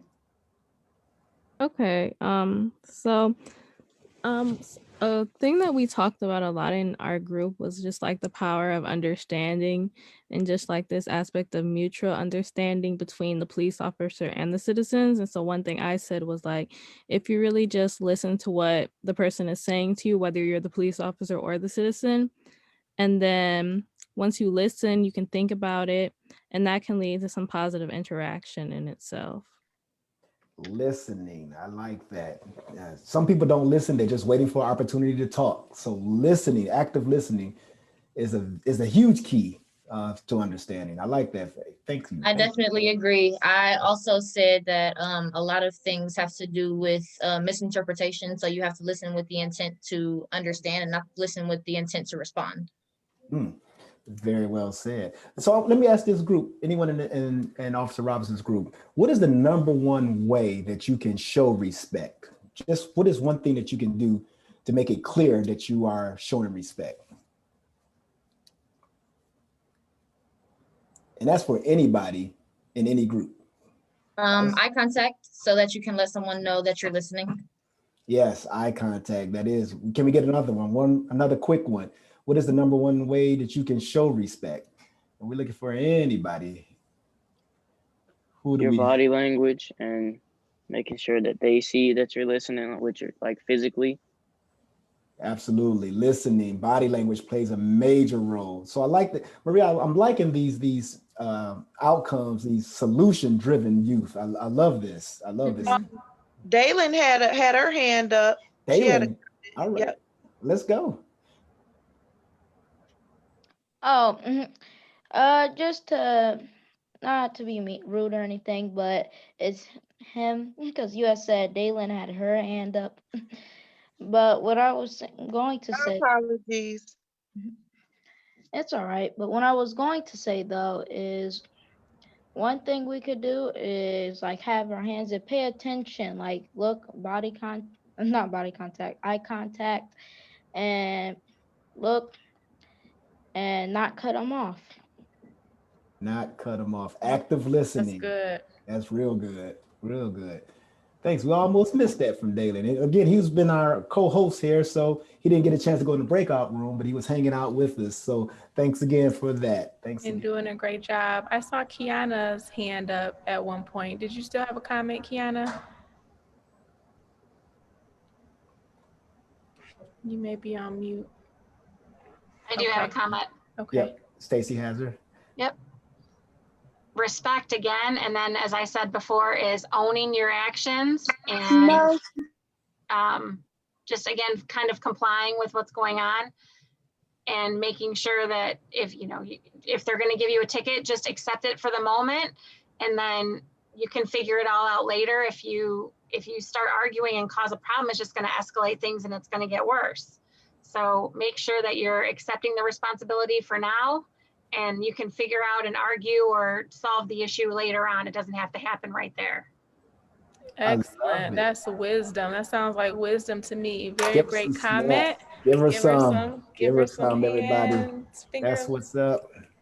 That was a really, really good point. Accepting responsibility and then accepting the ticket and figuring it out later. None of that other stuff would have happened, right? All right. And we talked about, while you guys were in the breakout room, we just mentioned real quickly that don't turn a bad situation into a worse situation. There's always something that you can do at a later time if you need to file a complaint or anything like that. Just don't turn what you think is a bad situation into a worse situation. I just want you guys to remember that. Be smart, listen, and comply. Because Officer George gave us those 3 rules. And with that being said, we'll move right on to Officer George.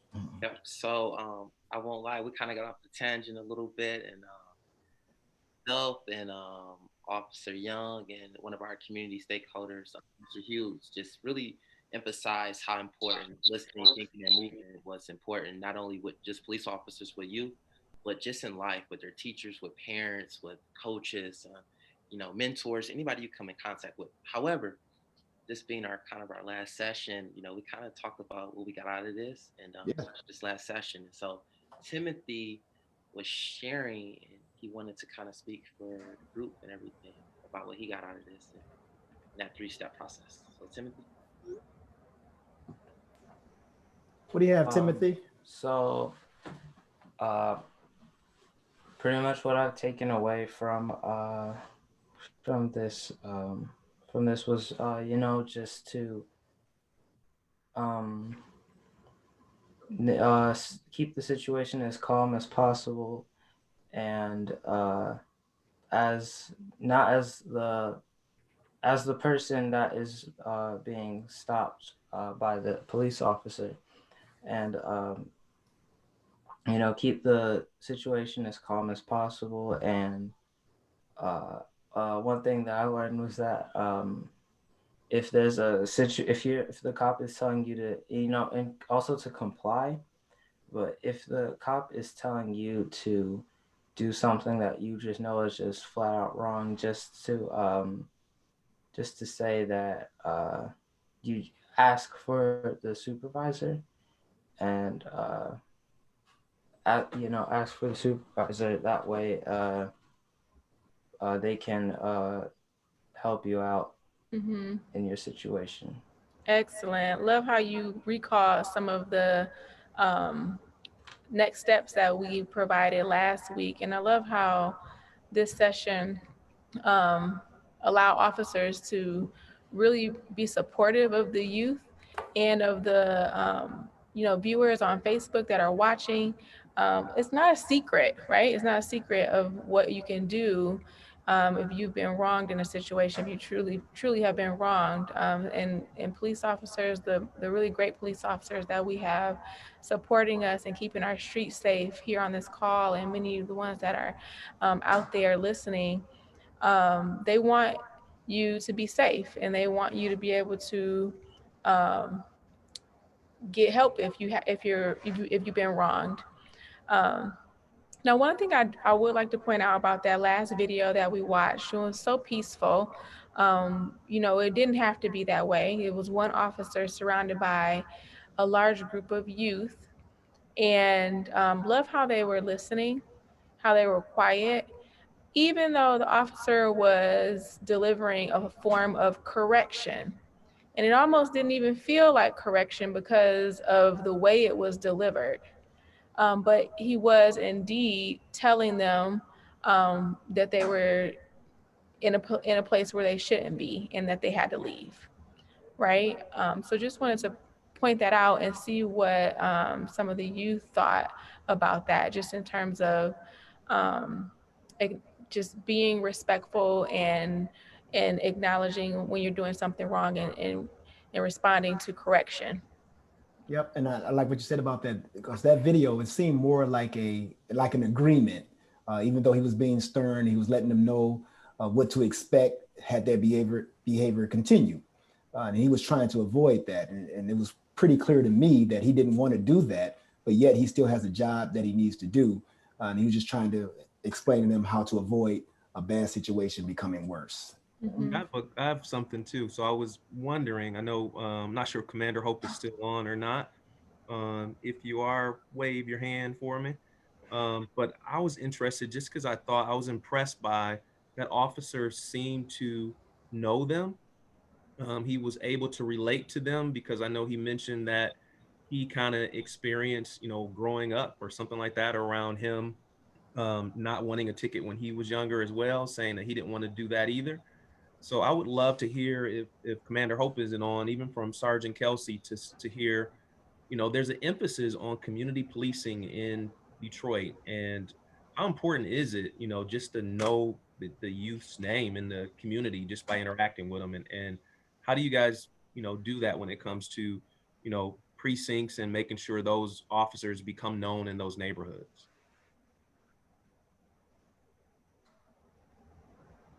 Well, I will say, like right now, our chief is real big on community relations. So that's why we have our NPO officers, our neighborhood police officers. And they're able to make that contact with the citizens, where they know they each have their own special section in their neighborhood, in that precinct. and they're able to meet people. They, you know, when they drive through, they get to know them. Many moons ago on the department, when I first came on, we were assigned certain sections. If I was 814, that was my area, and I stayed in that area. Any police run or anything that happened in that area, you were there, and that's how you got to know your neighborhood. You would know certain things. If they were stealing cars in that area, you kind of knew which people were stealing cars in that area, so you can handle it that way. And even still, another example, I worked at a high school, and in that high school, you know, you get to know the kids. The kids know you, you know them. You call them by name. They respect that. They respect you. And you know, that kind of stops a lot of things. When there's a situation, if there are some people in the school who don't belong there, the kids will come get me, and they will let me know, hey, this guy was up here that don't go here, you know. And so it's just that that personal contact. I think it's really good to have that personal contact, to be able, just like Rob was saying in the video, it felt like he had a personal contact with those kids. They knew him, he knew them, so they were able to sit there and listen to each other and talk to each other, and that's where the respect came in. You And mentioned they were able neighborhood to police manage that officers. situation Sorry. rather smooth. Yep. Great. You mentioned I'm sorry. You mentioned neighborhood police officer, and I think Officer Robinson here is a neighborhood police officer. Real quick, Officer Robinson, what is neighborhood police officer, and what are their duties? Real quick, because we still have to get to Sergeant Kelsey's group.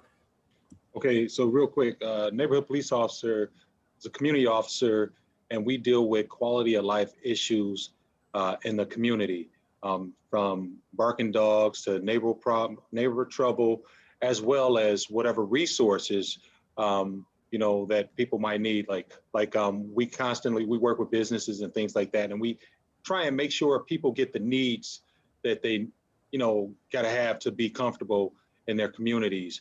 Whatever problems they're having, crime, they just tell us directly, and we could just respond to it and have access to the resources the department have. So instead of calling 911, say because your neighbor dog is barking, you can call your neighborhood police officer, or something about trash next door is piling up, or we want to keep that 911 system open for real emergency calls. So it sounded like you're saying the neighborhood police officer have more interaction for those non-emergency things. Is that correct? That's absolutely correct. Blight, all those different things we deal with. So yep, we do it all. Cool, cool. Thank you for that insight. So Sergeant Kelsey, we haven't forgotten about your group, and about the last video that we saw was positive interaction. What were some of the things that came out of your group? Well, Ava is just dying to tell the group what she would do if she saw me at the store. Oh, okay. What would you do, Ava? I would just be normal and polite. Like, I mean, I don't have any issues with you. I don't know you. I just treat you like a stranger, but like with respect. Would you even say hello to him, or like, I know him? Would you kind of be like, I kind of know that guy over there? I'm just I would curious. probably just be like a Okay. hi. Is that if he's in uniform or out of uniform? It doesn't matter. I don't know. It would probably just depend on in the moment. In the moment. Okay. Well, at least you recognize a friendly face. I don't think he has been a threat to you. So that's good to know that there has been some positive interaction. So good job, Sergeant Kelsey. You got at least one halfway fan. Right. She's gonna be my lawyer. She's getting my retirement paperwork together. Retirement paperwork together. So Officer George, again, this was near and dear to you, maintaining positive police action. What are some of the major takeaways that you hope that the students got out of today's session? Yeah. So number one, if it's the commander, the lieutenant, the sergeant, the neighborhood police officers, just the police officers, we're just humans. Human interaction, residing in one society is going to happen. It must happen. That's how really our world, goes around. But we just need everyone to know, just listen to each other, think about what each other is saying, and let's all move together in a positive way so that we can always make and maintain this positive contact with police officers, without police officers, in life, at home, at school, just everywhere. Just listen, really, really, really think, and really move in a really positive way.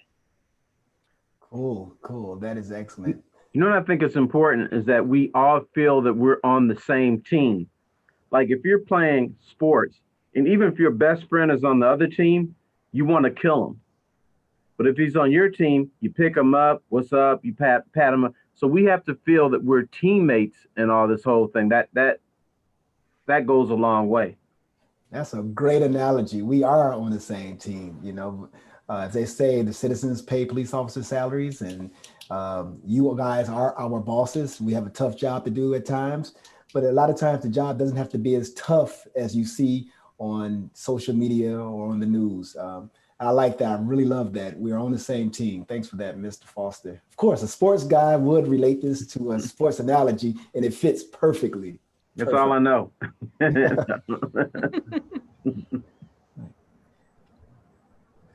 All right. So I think we did have a hand up, just kind of wrapping up with that video, that last video, Evan Franklin, just talking about how do you receive correction in a good way?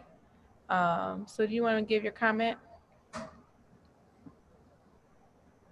Yeah, I was gonna say that I liked how the officer was positively interacting with the community, and I feel like a lot of the problems that come, or a lot of the conflicts in general, especially regarding police and the community, comes from not understanding each other. And I feel like it's really easy to say put yourself in their shoes, but I feel like that's easier said than done. Like I feel like it's way harder to just force yourself into someone's shoes than to really understand them and feel what they're feeling. Because if you were never in their situation or never really in their shoes in the past, how are you supposed to put yourself in their shoes now? You know, like you can't really just put yourself in everybody's shoes if you don't truly understand them. So I feel like with the police interacting with the community like that, it builds that trust and it builds that understanding, like how he said how he can relate to them. It's especially good to let them know that you can put yourself in their shoes, because what does it mean if you can understand them if they don't know that, you know? Like they're not gonna trust you. But if you tell them that, you know, if you're communicating like he was with the kids, then I feel like I feel like that whole understanding and that trust is really built in the better ways and more effective ways. I guess that's a really good point, and I imagine it is hard to put yourself in someone else's shoes if you haven't had an interaction with them or understand them. So after all of these sessions that we've had, all of this critical conversation that's taken place, I'm curious to know if anyone's perspective has changed. And if so, how might your perspective have changed? And I want to give everyone the opportunity to put a comment in the chat, just to let us know, you know, through these 6 sessions, we talked about the roles of police in the community. What is that role? And feel free to start putting things in the comments in the chat now. But you know, just to give you a little recap, what is the role of police? Maybe your perspective changed with regard to that. How does cultural and social norms impact how we interact with others? You know, maybe your perspective changed with regard to that. You can put that in the chat. We talked about fact versus fiction. When you think about your right to free speech, how free is that speech, and does your perspective change at all when it comes to what you can and cannot say legally without getting in trouble? And today's session on what you need to do to have a positive interaction with police, has your perspective changed at all? So you can take a moment as we get ready to close out and reflect on the sessions that we've had, the conversations that we've had, and take a moment to share if anything has changed. And if it hasn't, that's okay. But if these conversations have caused you to be more assured in your previous beliefs, then maybe that's something you put in there too. I see we got two comments, one from Timothy and one from Allison.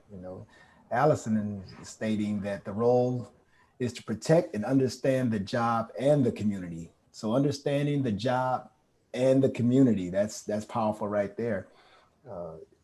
Timothy says, treat cops the same as everyone else. They're the same person in or out of their suit.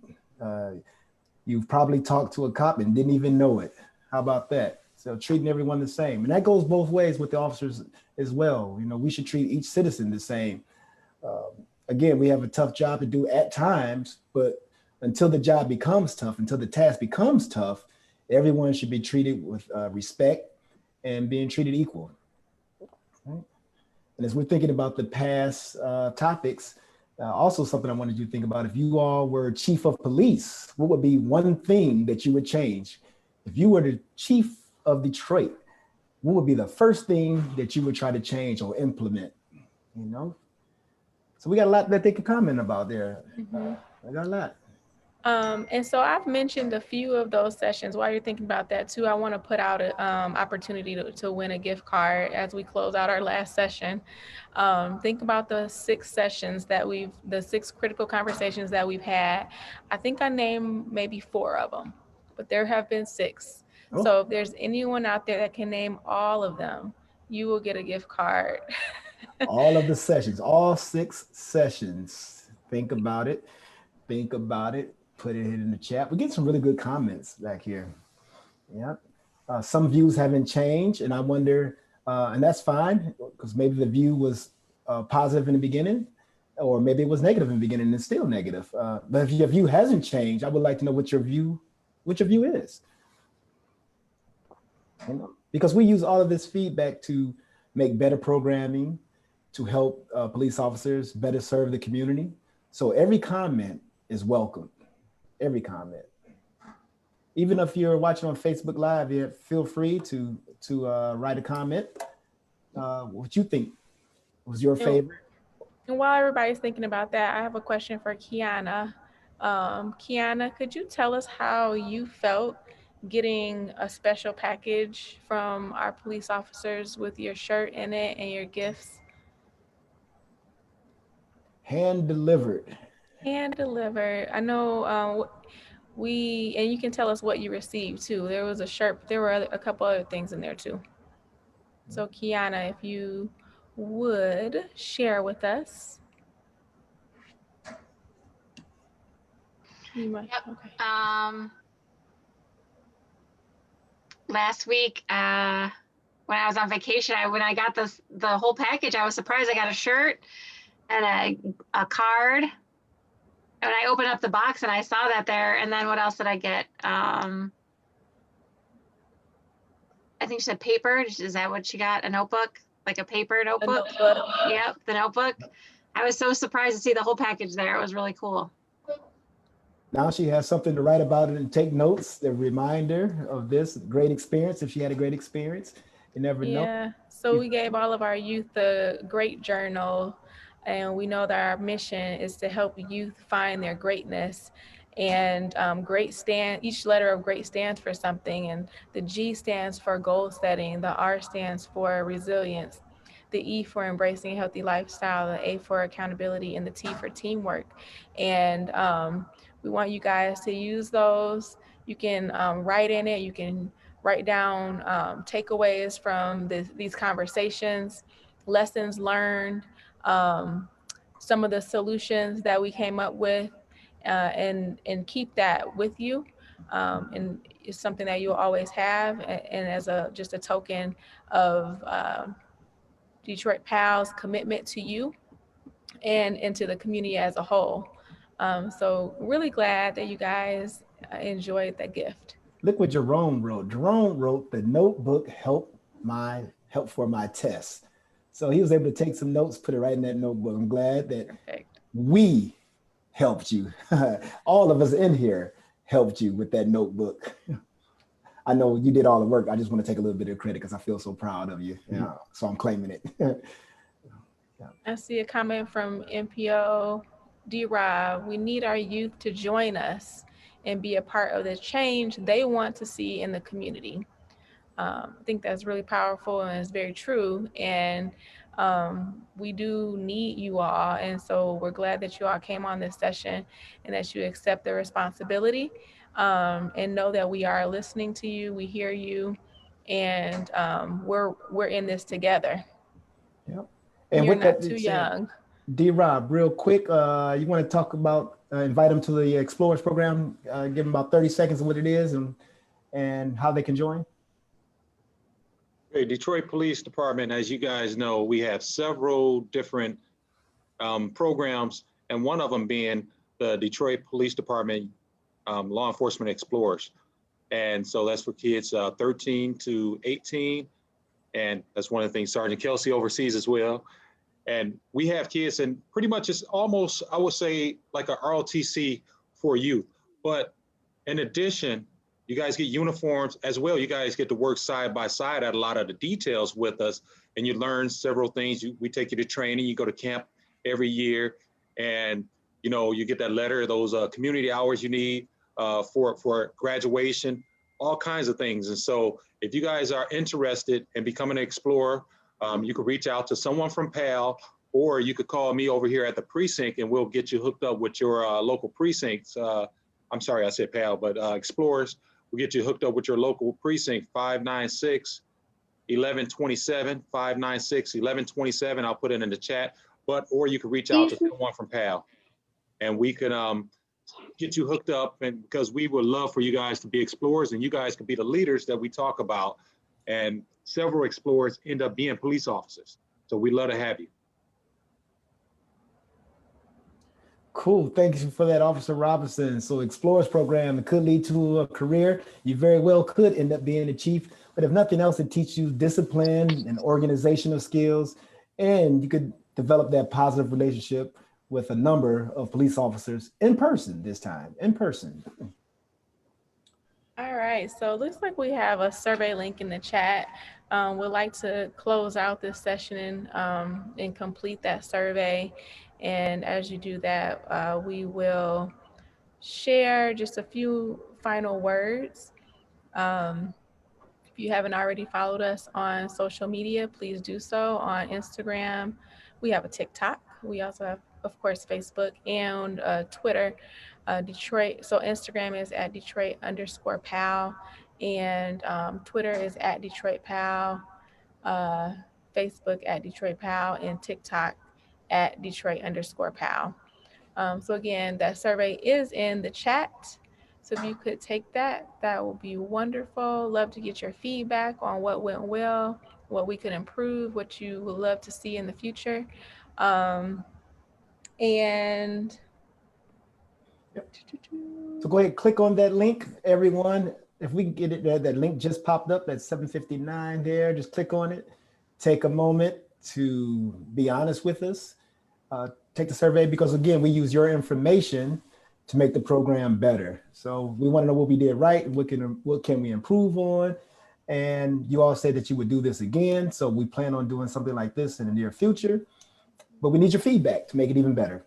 Yep, and while you're taking that, just want to take a moment to say thank you to everyone who has joined us today, the facilitators in the rooms, the breakout rooms, the note takers who have captured the youth voice, our interpreters who have allowed us to be really inclusive in these conversations, every youth that has provided your insights. We value your insights, and it's been amazing to hear from you. And would like to thank our devoted staff, our CEO, Robert Jamerson, our sponsors, National Recreation Foundation, and the Ford Motor Company Fund for your generous support of this program. And we look forward to having more conversations just like this with you all in the future. So we know that there's some, we know that there's some issues with the survey, so we're changing the settings on that. Give us one moment, and the survey doesn't take very long. So they are working on that right now. I see a few people tried to name all of the sessions that we had. We'll get to that in a minute. Social injustice, state of policing, and creative solutions. All right. Looks like the survey might be ready now. Looking in the chat, it says refresh the survey, please. So give us a second on that and we'll be right with you. And I'm interested to hear, while we're waiting for that, what were some of your best moments of today or this whole session? You can go right ahead and speak. What were some of your highlights? What was the one thing that you liked most about the Ford's critical conversation? Spending time and talking to you guys virtually. Spending time. Well, we enjoyed it as much as you did, And we hope that you'll join us again for other PAL programs. All right. Look like the link is ready. So go ahead, guys and gals and guys, click on that link, fill out the survey. And we do have a gift card for someone special coming up. When you're done with the survey, just go ahead and type done in the chat. And we're getting ready to close out. We are a couple minutes over, but we're getting ready to close out as soon as we get our winner. Looks like Dalen is going to get a gift card. Why Dalen? Why did I mean, congratulations. Dalen. What about Dalen? Has been a superstar and has had perfect attendance for all sessions. All sessions. Everybody gives Dalen some snaps, man. He hit all sessions. Right? How about that? Very, very good. And while they're doing their surveys, I'm going to give Robert Jameson, our CEO of Detroit PAL, just some closing remarks, a moment to say some closing remarks to our Facebook followers. Oh, yes. I first want to thank the officers, the staff, and even the participants on the cause, whether you attended one day or all of the series.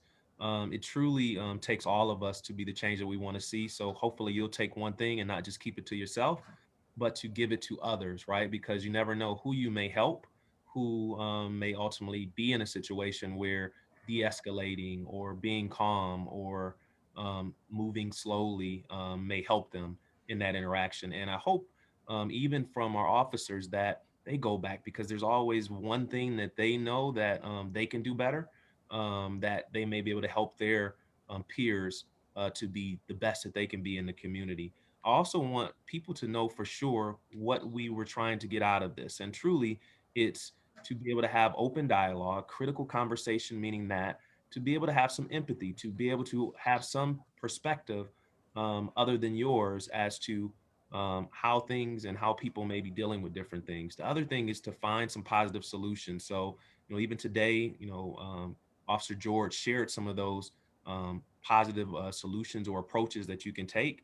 And then the last thing is, I know there was talk around, I can't think about what a police chief would do because I'm not a police chief. And we hope that everybody knows that they can do something. And wherever you sit, wherever you stand, whatever age you are, whatever school you go to, you can do something right where you're at. And we hope that you take that and do it wherever you sit. And then when you get to a seat that you have more authority and more opportunity to make that change, that you make that change. So with that, I just want to say thank you to Corporal Norwood. Awesome job in directing this, as well as Maria Franklin for her input and keeping people focused on solutions. And to all of our special guests, if you're not on or you were on at least one episode, you truly are a part of the change that we want to see. So personally, because I see you, Terry Foster, I just want to say thank you to you for joining us today. So with that, I'll turn it back over to the fabulous co-hosts, Corporal Norwood and Maria Franklin. Cool. Thank you for those words. All right, everyone. Two things that we ask here: that you tell a friend about your experience here, and when we have something like this again, you bring a friend with you. So tell a friend and bring a friend. Again, share your experience on your own social media if you have it. Put it out there because we want to expose everyone and give everyone an opportunity to speak to a police officer. And I hope you enjoy the shirts and the gift cards. Spend it wisely. Maybe even think of someone else that you might want to spend that money on. This is a time for giving. So thank you, each and every one of you, for joining us every week. I look forward to seeing you guys again, whether it's this kind of event or future PAL sports or other events. I think many of you might be interested in our sports and journalism broadcasting or our youth voice council. So keep your eyes open on our social media for those opportunities to come up with you in this virtual world. With that being said, I think we'll say good night. Good night. Happy holidays, Good night. everyone. Bye-bye. Bye. Bye, guys. Great program. Thank you. Note takers, just hang out with us for a quick second, please. And officers. Glad you said something because I was just about to click leave. Have to hit the button. Bye-bye. Bye. It's okay to turn your mic on and say bye. It's okay. Bye. Bye. Everyone. Bye. Happy